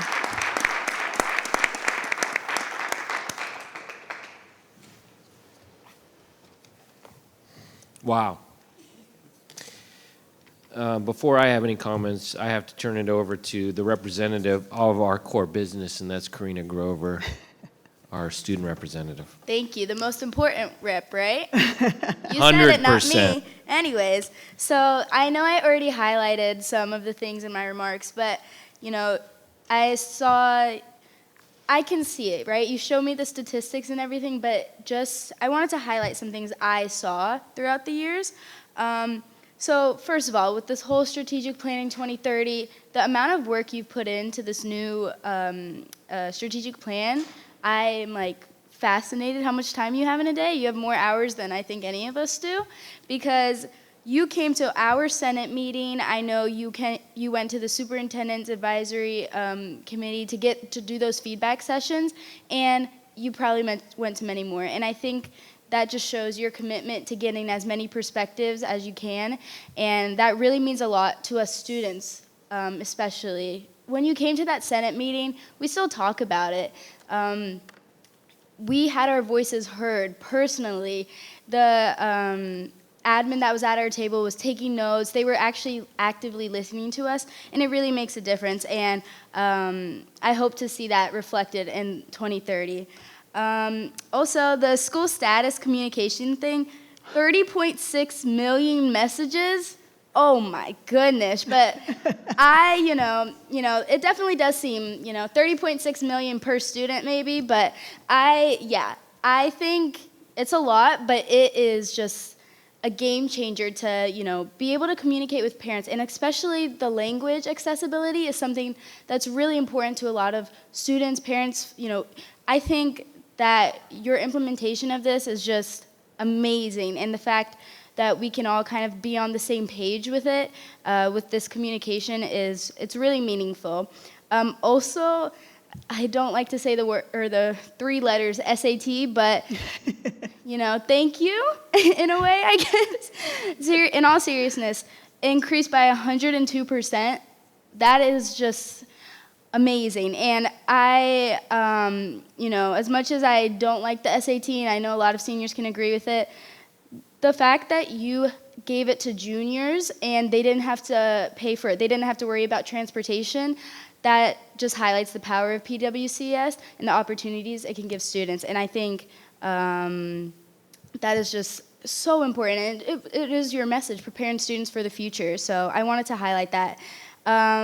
the last thing I want to highlight is the Bill of Rights, of course. I may be biased, but I want to emphasize your work with the Student Senate, Student Voice Committees. I mean, as students, we've all seen it. You know, you're in schools, you're at these SVC meetings, you're at the Senate meetings, and I think it's just so amazing to see. We've had, you know, student representatives, you know, in the past, you know, before everything, but I think your work in building that out with the Senate, with the Student Voice Committees, and now they're in all middle schools, like, that's amazing. So I think all of the work you're doing is really showing, and I can say, as students, we really appreciate it. Like I said, you're a role model for a lot of us, and we appreciate having a superintendent as amazing as you. Oh, thank you, Karina. And, thank you so much. I appreciate that. Now, I want to say, like, I'm here presenting this, but this is the collective work of the entire school system. You know, this is the work of our educators, even with the student voice committees. Like, they would not be able to move forward if,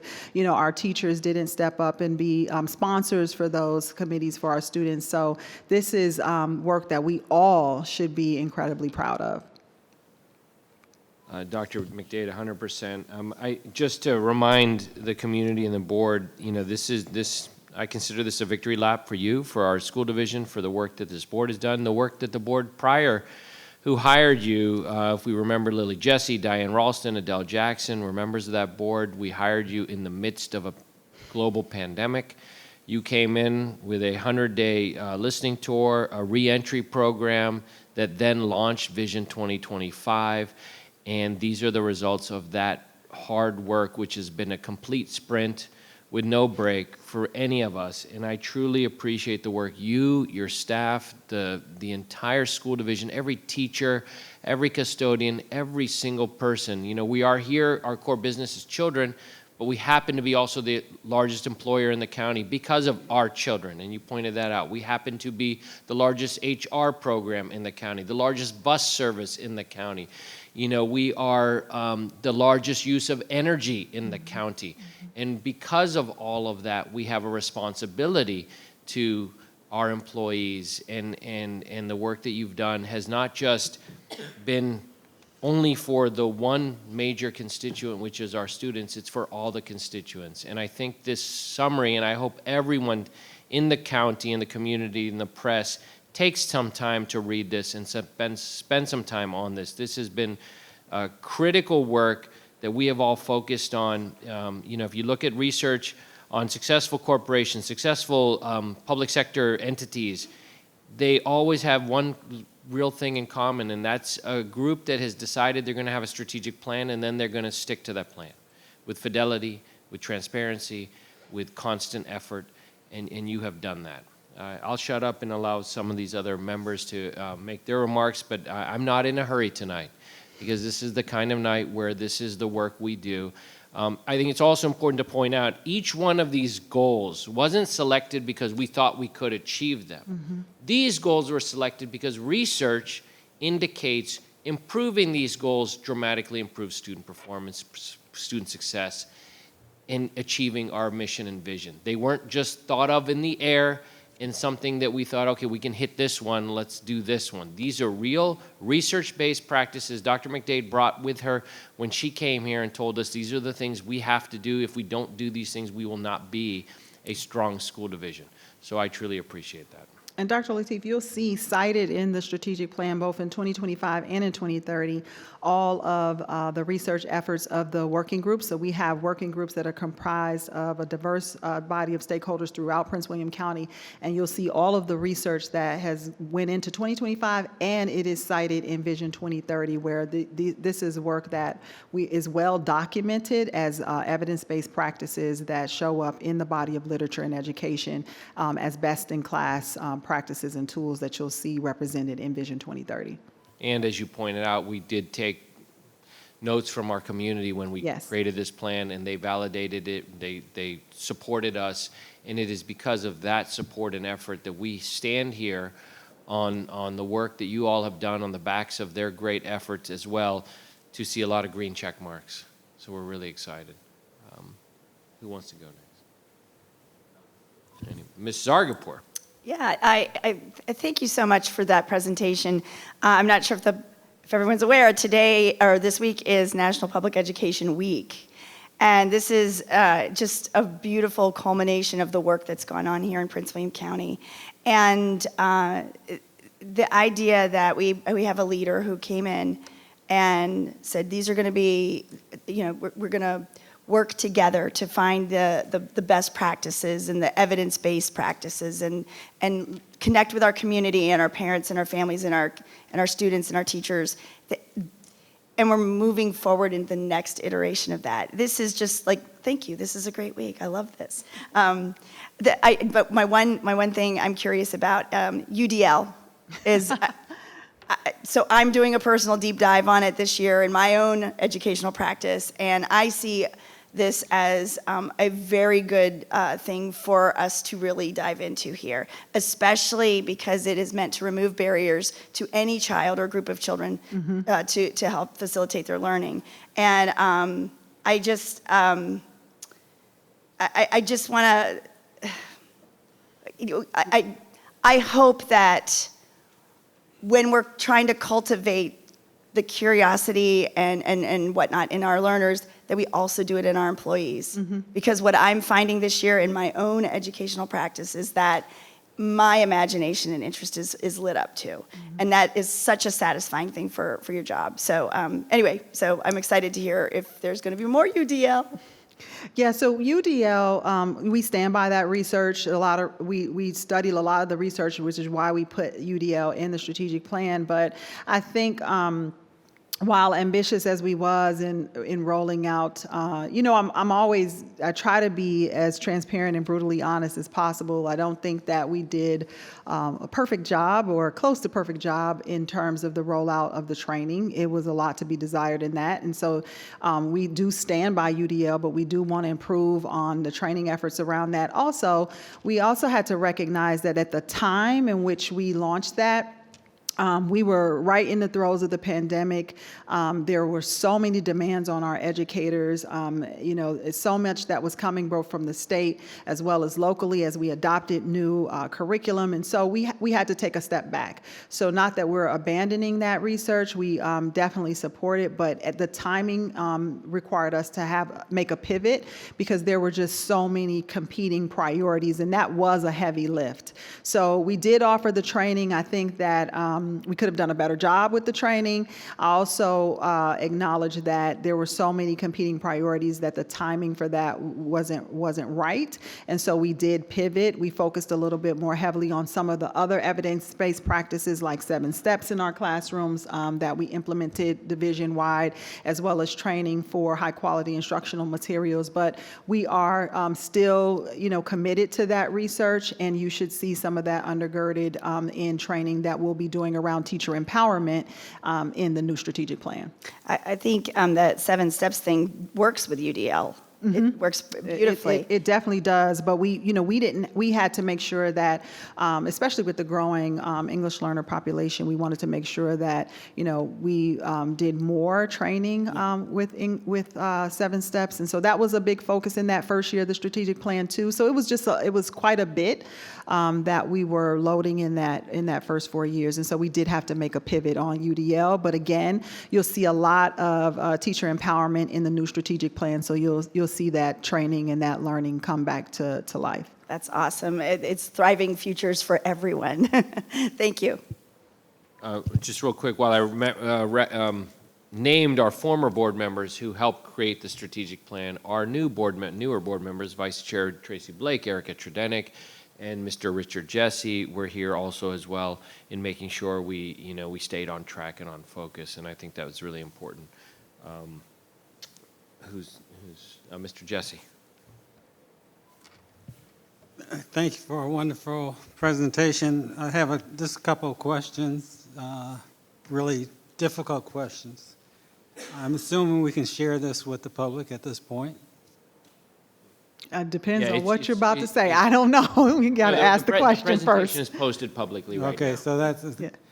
And is it published or in different languages or anything like that, or your video? Does that come out in different languages or anything? I can't answer that question right now, but I will definitely go back and talk with our communications team to see. I know that we do translation services for presentations, so I'll be able to come back and let you know what the translation will be. Okay, well, thank you. And it's very impressive and realistic. Thank you.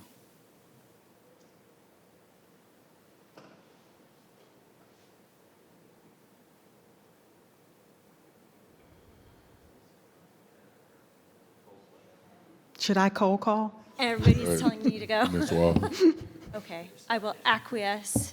Back in 2021, when it was the dark days of the pandemic, when you first met with the board, I remember thinking, wow, this is going to be great. We need to hire this person. And you have delivered, and then some. And my thought in listening to this presentation is we have done this together. And your leadership, however, has been essential. We could not have done it without you. And what you have brought to the table, you are the change agent, and you are providing that dynamic leadership that we all appreciate. And nobody's working harder than you, so we're all just running to try to keep up with you, and it's very obvious. But that's great because effort makes a difference, and grit is a really important quality, and you've got both of those things. And looking at this presentation, it was very comprehensive, it was valuable, there was a great attention to detail, there was accountability and transparency and honesty, and that is so refreshing, and I really appreciate it. It's just really great to be a part of this as a board and superintendent governing team. And when I look through books about how to be a good school board member, this is what they talk about, is having a strategic plan and then being committed and united in carrying out the goals and the purposes, the vision and the mission, all the way down to all of the employees, who are doing the day in, day out at the school level, getting everybody on board. So I think I'm very excited for 2023 or 2030 because it's been a great ride so far through 2025. And I just want to express my appreciation for all that you do, which I am sure you probably don't hear enough. And there are many times you think, why am I doing this? But I know you know, and I know we know why we're doing this, because kids are the answer. Kids are why we're doing this. We do really believe in that goal of giving them a thriving future, the opportunities that they need to realize their dreams. So thank you very much, and this has been extremely informative, and I'm going to try to memorize this presentation. Thank you very much. Who's up next? Mr. Wilk. Thank you for that presentation. A couple notable items that I took away and just kind of had some more reflections on with the slides and areas that I see further growth in what we're doing, and from personal interactions. I think a lot of people know I like to visit my schools during the school days to see kind of all this in action, the practitioners, the different types of strategies, the work, the resources, the computer, technology, all that stuff. And I was looking at slide 10 with literacy, and I was in Ashland, I think last week, and those HQIM, those high quality resources, the phonemic awareness, the literacy, the comprehension. I heard a couple teachers talking about how much they liked the ones that they happened to have at that point. So it was just kind of cool to see that moving in action, and I know the state's moving towards mathematics, or if they already haven't, with the HQIM, as we're kind of going over all the subject areas. Slide 14, one thing I was thinking, my understanding, I think, from these years is we've always paid for the SAT, but that growth that you've had and you've seen, obviously the payment wasn't just the fact that it grew exponentially. I think to ask you a little bit more about that. It's a culmination of various things, the career advisors, the college career advisors, all that stuff. Anything else that you would kind of attribute to that? Well, we always had the option for families that qualify for a waiver to request one, but what we found is that we weren't getting, and correct me if I'm wrong here, Dr. Sullivan, we weren't getting a lot of requests for those waivers. That's number one. And number two, I think I mentioned earlier that we saw the increase really because we instituted SAT Day, where parents didn't have to take their students to a site. Yes, they didn't have to worry about the fee, but they also didn't have to worry about transporting their students to a site, certain test days that may conflict with work schedules, et cetera, and awareness, right? So some families not really aware of what the SAT offers in terms of informing them on whether or not their child is meeting college readiness benchmarks. And when we say meeting college readiness benchmarks, it basically means that a student who meets the benchmark according to College Board, it has the ability to successfully complete and pass, earning a minimum of a C in a college level credit bearing course, right? And so some of it is knowledge and awareness of the fact that SAT gives us important data on student performance that goes beyond whether or not they want to use it for college entry or admission. Some students don't even, if it's a school that is test optional, may decide not to even use that, but it tells parents a lot about where their students are and how they're performing and whether or not they really are ready to go and step into a college classroom. It also tells us how we're doing in preparing students for future education. So I would answer your question to say a couple of things. Number one, yes, covering the cost of the fee, but that alone, you are absolutely right, that alone wouldn't increase the numbers. Offering SAT Day, where it's a part of the actual school day, was seamless, where parents didn't have to worry about any additional logistics or coordination.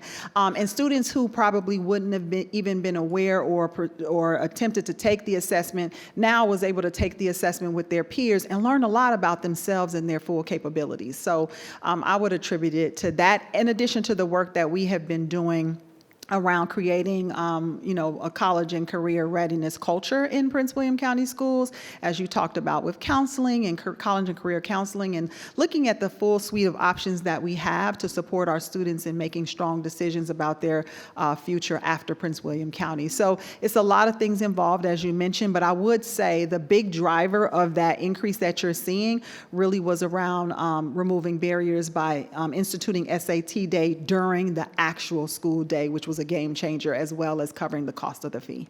Perfect. Thank you. I knew. And we also, I didn't mention, we also offered support in preparation for SAT, and I want to do a shameless plug for Khan Academy right now and just say to all of our parents that Khan Academy is an excellent resource to help students as they prepare academically, not just for the SAT, but to meet college readiness benchmarks and skills that they're going to need today and when they leave Prince William County schools. Thank you. I just know there's so much more work, and I mean, there's Yeah. so many things like the profile of a graduate and those reports. It I mean, kind of this- all comes together. Like all the work that That's goes right. into that. I That's mean, I right. know we'd be here forever to highlight all those different components and intricacies. The last one I'll do, so I'm not here all night, is I'm happy to stay all night as well. I am standing. you are welcome to stay, sir. Get comfortable. The other one that really stood out to me, I know we spent an exorbitant amount of money for the Evolve detectors. Mhm. And there was a lot of controversy at the time about, is this going to be effective? Is it worth the cost? And then people, had to, found news stories and things like that they, brought up, valid concerns. But I think seeing just the sheer fact, 100% of no firearms being into our schools shows that it's worth the cost and the value. And I know it wasn't seamless at first. I remember those days with, the kids lining up, and everyone was so concerned that those lines would, take hours for the kids to come in. But now they've gone through the process as we predicted they would. And so I'm happy to see that. When it said a 63% drop in disciplinary code incidents, I'm assuming that's broadly or not just things associated It's more related to, right, it's more related to, the things that we normally would capture that now Evolve deters. Perfect. Okay, I'll leave it at that for now. Thank you so much. Great presentation. Miss Erica Trudenik.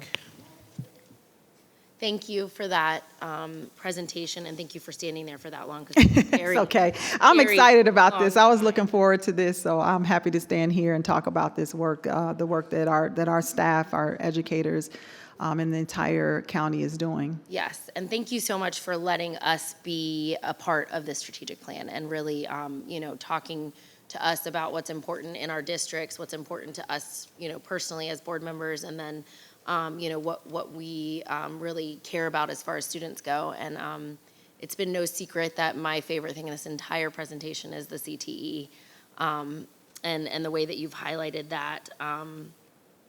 It's interesting. I was talking to a couple of students, and I said it's rare for people to know and to find something they love in high school that they want to do for the rest of their lives. Yeah.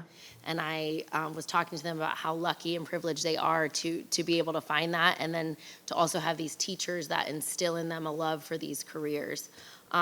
Specifically the one that I really love, and that we're getting ready to build, or we're in the process of building, the Toro Turf Ground Academy is just amazing. And I personally have a child that, fell in love with turf grass and is now doing that as a career and getting placed in internships at the next level and things like that.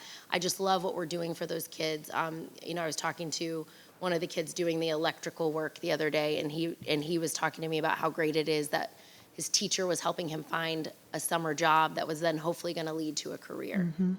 Just the impact that we're making in these kids' lives, and that these teachers and these men and women that run these programs are having such an impact.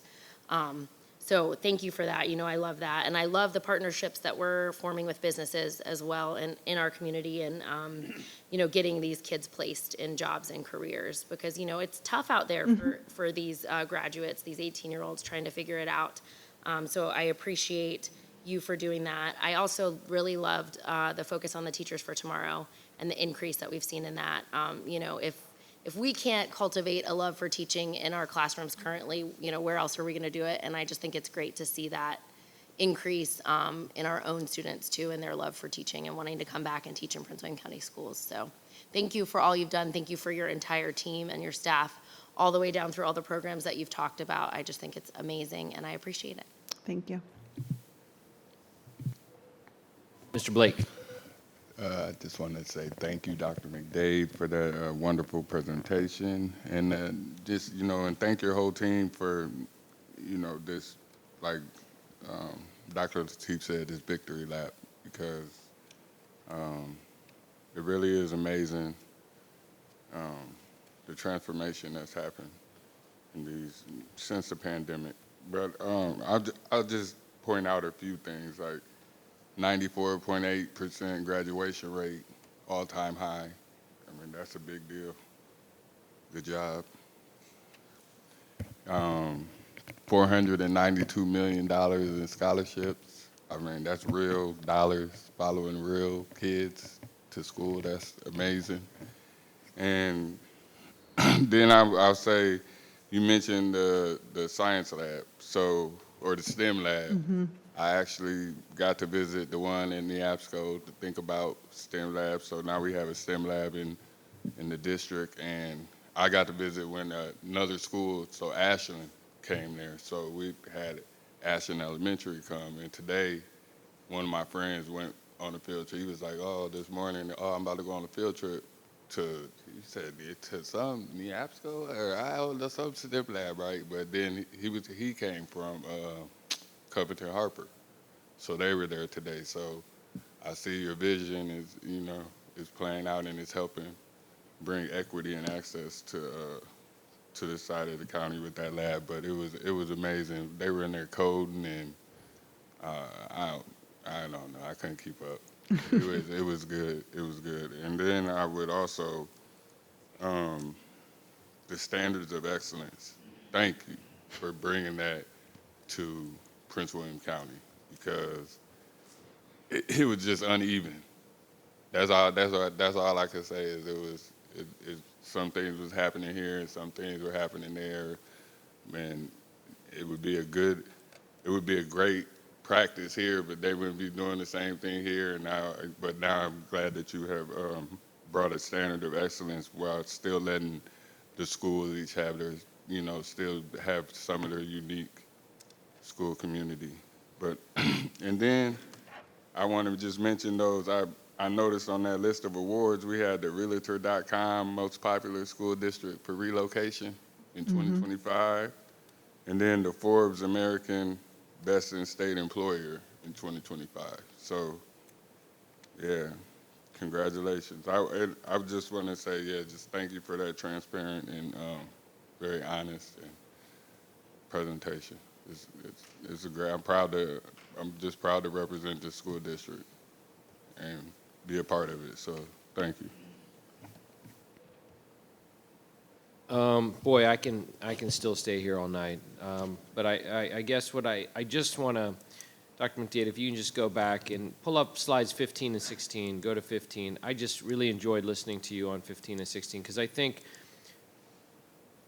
for many of us, in those of us who care deeply about education and who care deeply about, our competitiveness, whether it's in the region, in the Commonwealth, in the world, it is about pushing our students and demanding more of them and raising the bar high. And I think slides 15 to 16, if there's anything, grad rate is fantastic. I'm very proud. And everyone knows how much I talk about scholarship dollars. But 15 to 16 really outline the number of students has increased dramatically who've taken advanced courses. The number of students who've done well in those advanced courses has also increased dramatically. And I think it's really important, if anyone was to take away anything from this evening, I hope they take away the fact that Prince William County is in the business of increasing rigor and achieving at those higher levels of rigor than we ever had before. And I think slides 15 and 16 really outline that. I don't know if you have anything to add on what you talked about. No, I'm really proud of that work, and that data that you're talking about, like that all comes directly from the College Board. Like they provided us data around, this is real data, real students that represents the hard work in Prince William County. I wish I could literally stand here and name every single employee in this organization. As I said earlier, while I'm presenting these results, in the words of Simon Sinek, we don't lead the outcomes, we lead the people that lead the outcomes. And so we have some incredibly committed educators, support personnel, from our custodians to bus drivers to teachers to leaders, you name it. There is a strong groundswell of belief in Prince William County students. And this really just shows that if we believe in our children and we invest in them, they absolutely can and will achieve at high levels. And I agree with you. And looking at the advanced coursework, that's really a testament to that. I remember when we started this work, we heard some, comments around, well, not certain students shouldn't be in these kinds of courses, or you're putting kids in these courses, do they qualify? These were students who qualified to be in these courses that were not represented in advanced coursework. And it makes a huge difference. There's a ton of research right now that shows, even out of the University of Chicago Consortium on School Research did a whole study on AP and IB that shows that just exposure to this level of rigor that students experience in an advanced course increases their outcomes towards persisting to and through college towards a post-secondary degree. Just taking the class, even if they don't sit for the exam. Right? So that's documented research in the body of literature and education. And so we knew that students can do it. They just need adults who believe in them. And so I will say that is an area I'm really proud of, the work that happened in our schools. Our teachers were raising their hands to be trusted adults for students and supporting them in this journey. And what the numbers shows is that high expectations matter, and that our children can and will achieve if we meet them with high expectations. And that's what that shows. And it was across all of the different populations of students that we increased, not just participation, but also achievement. And I think that is a testament to every student, every single child can learn, and they can learn at high levels. Well, I think I can speak for the entire board on this. And as you pointed out, first of all, we want to thank you, but we want to thank every and let's reiterate this once again, every teacher, every custodian, every teaching assistant, every cafeteria worker, every bus driver, every administrator, every counselor, every single one of our folks who spend any minutes in our days taking care of our babies, our children, our students, our kids, we are incredibly grateful. This obviously could not have done without all of them. It is a team effort, a team sport, and my gosh, we've come a long way, and we really appreciate all of them. We all know on this board how important that teacher in the room is, the principal in the building, how everything has to work together for us to get there. And not only, you know, and we've talked a lot just on the student achievement, which is our core business, but on energy, sustainability, organizational coherence, on being named one of the top places to work for in the entire Commonwealth, not just among schools, but even among everybody else, right? So we have done that work, and you don't get this kind of student achievement unless you take care of your employees and you spend a lot of time working with them as much as you can. And so we are grateful for you. We're grateful for the work that your entire team has done, this entire school division. I think I speak on behalf of the entire school board. Congratulations, job well done. Yeah, thank you. Thank you so much to the entire school board. I also just want to close out by saying that just like with Vision 2025, you know, in Vision 2025, we had over 8,000 stakeholders directly provide support to the development of the strategic plan. You'll see that we also did the same thing with Vision 2030. So just a couple of things for the public to know, that I will be presenting Vision 2030 to the board in January.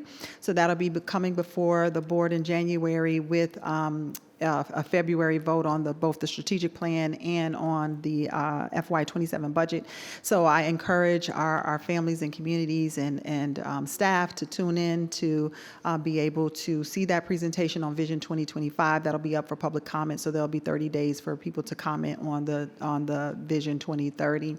And I also want to publicly thank all of the parents and community leaders and business partners and board members, staff members who have either participated in our actual working groups that represent the 4 key commitments, or attended a roundtable or an advisory council, and they spent a lot of time and energy really giving thoughtful feedback, and I sat in on just about every one to have direct interaction with our families, and I told them that I was going to be presenting tonight. I hope they tuned in like I asked them to, because I wanted them to see the culmination of 2025, and I also wanted them to hear the timeline for presenting Vision 2030, which is elevate the next chapter, because we are just getting started.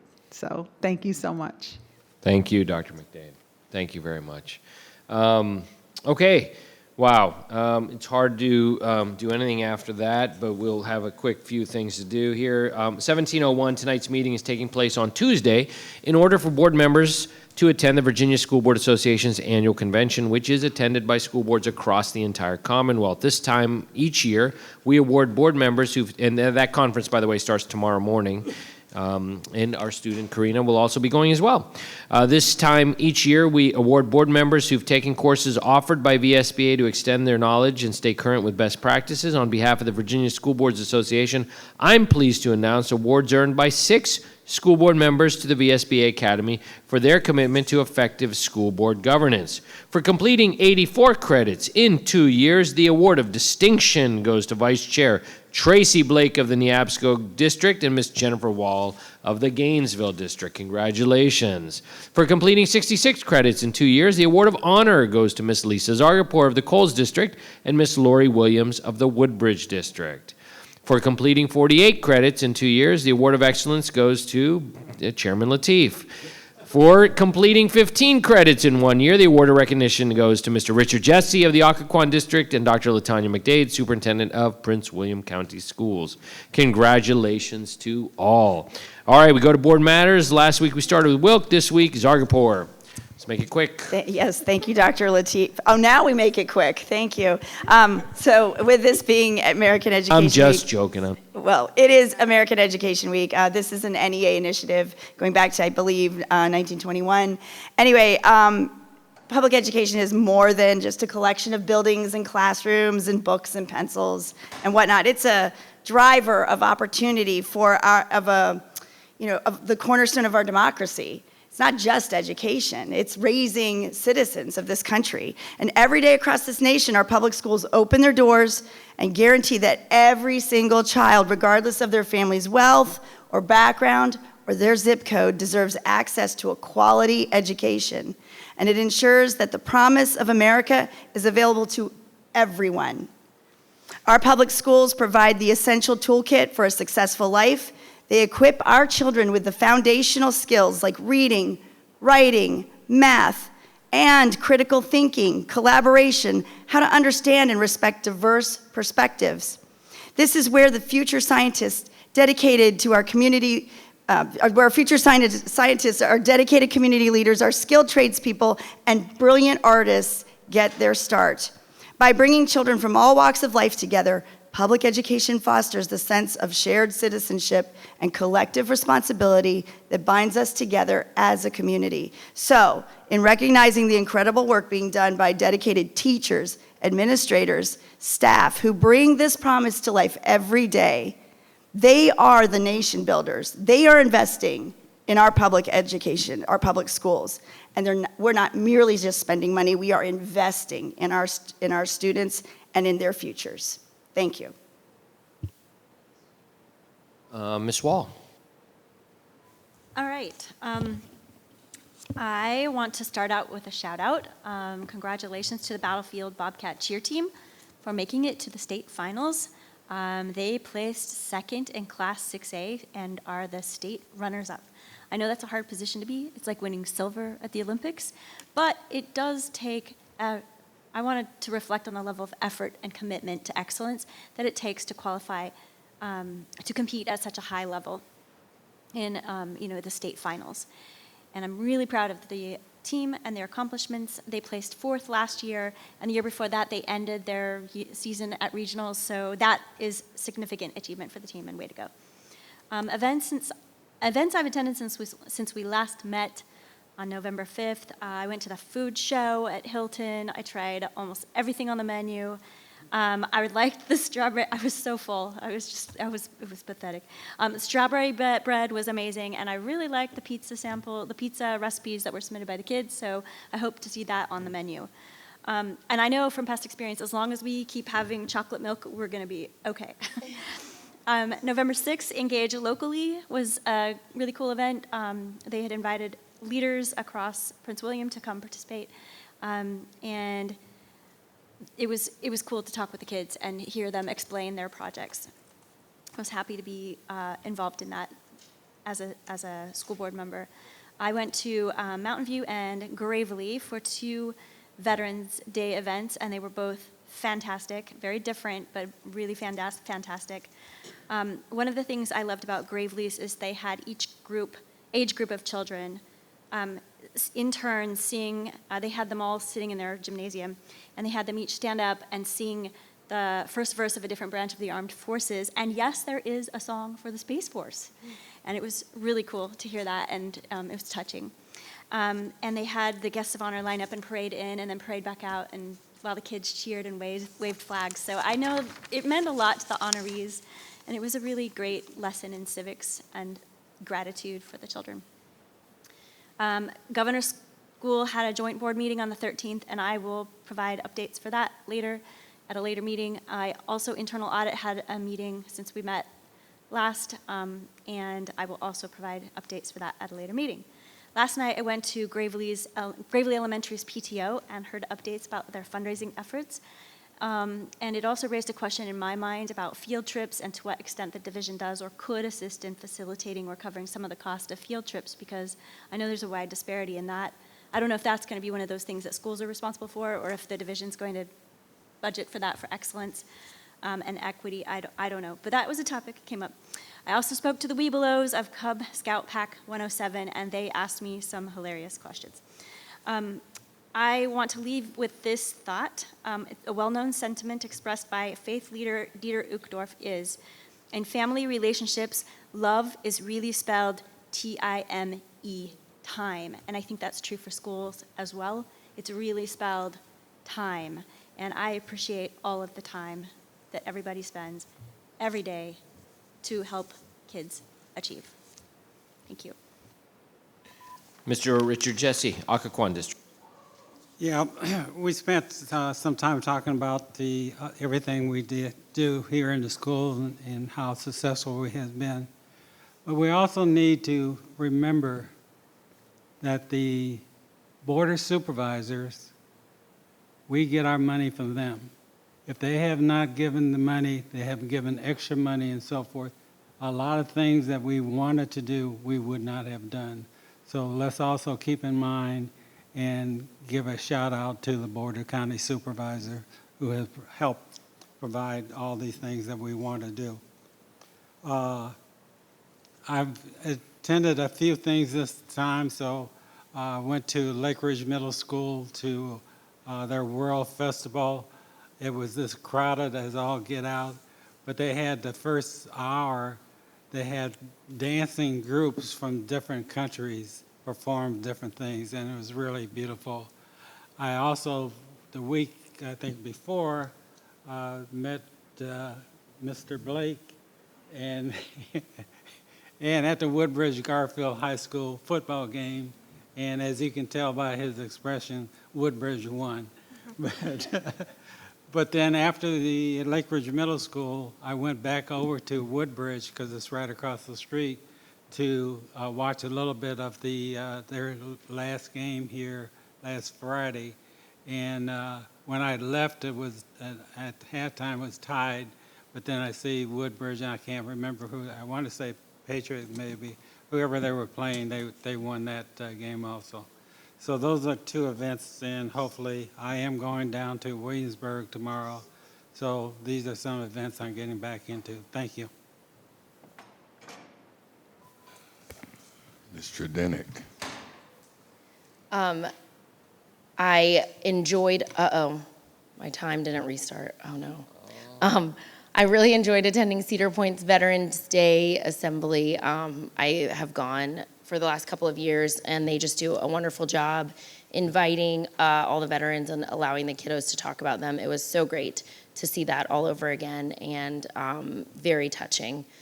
I also thoroughly enjoyed attending the first ever Prince William County School Flag Football Championships, watching the last couple of rounds alongside Mr. Lateef and Miss McDade. I do think that Miss Wall was there too, but she was sitting on the wrong side, which was okay. But a huge, huge, huge congrats to the Brentsville High School girls on their perfect 11-0 season, outscoring opponents 333-55, competing as a Class 3 school against Class 6 programs. This is a historic run, and why I will continue to advocate for the VHSL to make girls flag football an official sport. A big personal congrats to Natalie Marvin, that quarterback that truly led that team. She did phenomenal. Speaking of other phenomenal athletes in the Brentsville district, I'd like to shout out Trent Daniels, who has been in this boardroom more times than I can count, but he needed to make sure that he could also compete in cross country by getting that state championship in cross country as well. So congrats to him on that. And then also, there's only 3 Prince William County schools left in the football playoffs right now, and one happens to be from the Brentsville district. No secret that I'm a huge fan of those Brentsville Tigers. I'm hoping that we can get it done in the second round of the playoffs this Friday. So good luck, Tigers, and specifically, let's go number 4. Also, I want to just remind everybody that we always, always, always have something that we can be thankful for. And in this month of thanks and giving, try to consider giving back to others and being thankful and grateful to those around you. Saying that personally, I did see some videos on Instagram, and I was hoping I would see some from Prince William County schools where they put the microphone in the middle and they filmed the students at their school asking them what they were thankful for. And to hear these kiddos talk about what they're thankful for and grateful for is a really impactful thing. So I hope that everybody continues in that. Mr. Will. Your excitement is palpable. For anyone who's still awake, let's see, this has been a busy 2 weeks, going from Triangle Movie Night, final football game at Potomac Senior High School, Ashland Veterans Parade, Science and Math Night at Grand Park, Mary Williams Multicultural Night, Covington Harper had a Turkey Bowl, Forest Park had a chess tournament. I got to go speak at the request of students at the leadership class at Forest Park. That was fun. Had no filter, and it was a great conversation. And then there was a boundary planning meeting last night. More to come about that. And so, yeah, next week is going into a short week for Thanksgiving. A lot of us on the board have full-time jobs, so it's not as easy to be able to go to events during the school day. But my office is off all next week, so I'll be spending Monday and Tuesday challenging myself to go to 12 different schools and 2 food pantries, starting at 8:30 a.m. on Monday morning and ending at 3:30 p.m. Tuesday in Mary Williams Elementary. So it should be a blast and a real adrenaline thing, and spending some time at those schools. And so, yeah, I'm wishing everyone a happy Thanksgiving. Go Pack, go. See ya. Mr. Blake. Yeah, so over the past couple of weeks, I've had a chance to be in the schools and community spaces that really showed who we are as a division. I want to start with at Hilton High School, we had the ribbon cutting for the new food pantry, the Paul Pantry. And you know that pantry isn't just shelves and cans, it's dignity, stability, and support for families who need it. And later that evening, I also went to the Prince William County Nutrition Food Show, and with Ruby and Tracy, and we tried everything too, except like the back page. I didn't really care for it too much, like the veggie. I don't know, but everything else was very good. But it was it was hands-on, it was practical, and the kids really enjoyed it. And then I also got to spend some time at the McCord Building engaging with the Prince William 4-H and talking with the young people. And these young people are learning leadership and service in real ways. And it reminded me how many different pathways exist for kids to grow if you make space for them. And then I went to I was at Neabsco Elementary for the families came out for family pickleball day. The weather was good, and it was a simple idea, but a huge turnout. Now I see why people are so competitive with pickleball. It was very fun. And then I went over to Del City, who was hosting a Title I math literacy night with a camping theme. And I talked to a lot of parents and kids, and it was just great to see what the partnership looked like at that school. I also stopped by King Elementary for their bingo night, and it was a packed room. Like always, it was just a lot of community, a lot of pizza, and a lot of bingos. And then I also want to just congratulate the Garfield football team for a good season. I know it didn't end the way they would like it to, but this is Coach Edmonds' second year, and his second year is making it to the playoffs. So, they're building a culture over there, and it eventually will turn the corner. So I just know they're building something special. So just keep up that good work if you're listening. And then this past week, I was able to go to Osborne Park for the first Lego League with about 30 elementary schools competing each day. On Sunday, Supervisor Angry actually joined me for the opening ceremonies, and we just got to see how powerful robotics is, teamwork, and the presentation skills that the kids had would all come together. And it just showed how Prince William County is leading the way in robotics across the Commonwealth, and those students are proving it. And earlier today, I had an opportunity to speak to an IB business management class at Garfield, and I just talked about my journey, hard work, sports, academics, using every skill you have as a vehicle to open doors. I told them the truth, nothing is going to be handed to you, but everything is possible with discipline and support. So it was a really good conversations. In all these moments, big and small, they point to one thing. Like Ms. Wall said, when we invest our time, our resources and our attention directly in students, they rise. When we invest in families, they engage. And when we spend our energy on building opportunities instead of managing adult-centered debates, our entire division moves forward. And at the end of the day, it's our responsibility. Our responsibility is simple. Keep the needs of the students at the center of every decision we make. They only get one shot at this K through 12 experience, and it's on us to make sure it counts. And I just want to wish everybody a happy Thanksgiving, a relaxing holiday, and have a good night. Amen, Mr. Blake. Hot off the presses, 38 minutes ago, in an electric atmosphere on a rainy Tuesday evening, the hosts pulled out a 5-set thriller in a state semifinal matchup over visiting Madison. The victory put Colgan High School girls volleyball back 28-4, back in the state championship game for the first time since losing to Alexander City in 2022. So congratulations to Colgan High School. Congratulations to all our fall sports athletes and our athletes who are getting started for the winter sports as they go on. But, especially congratulations to all our folks who are still competing right now in the fall. That means you're still moving forward. And thank you to Miss Erica Trudenik for inviting me to watch the final championship game of the inaugural first season of girls flag football in Prince William County. I truly appreciate it. It was a great time, and we had a lot of fun. And congratulations to the Brentsville District High School girls championship flag football team. We will be, I think, recognizing them come in one of our next few meetings. Because we think it's important to recognize our new inaugural season. So thank you.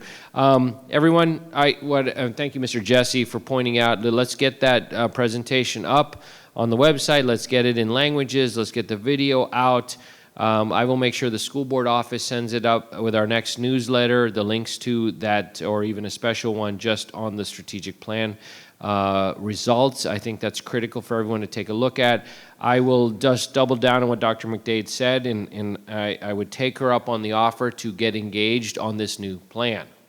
If there's something you don't like in our schools, if there's something you want to see us improve, if there's something that you desire that needs to be brought to our attention, please bring it to our attention. And if we get it into the strategic plan and the board decides we're going to vote this into the plan, then there will be strict following, fidelity, and a commitment, resources added to that work over the next 4 years of our new vision, Elevate, whatever we're calling it.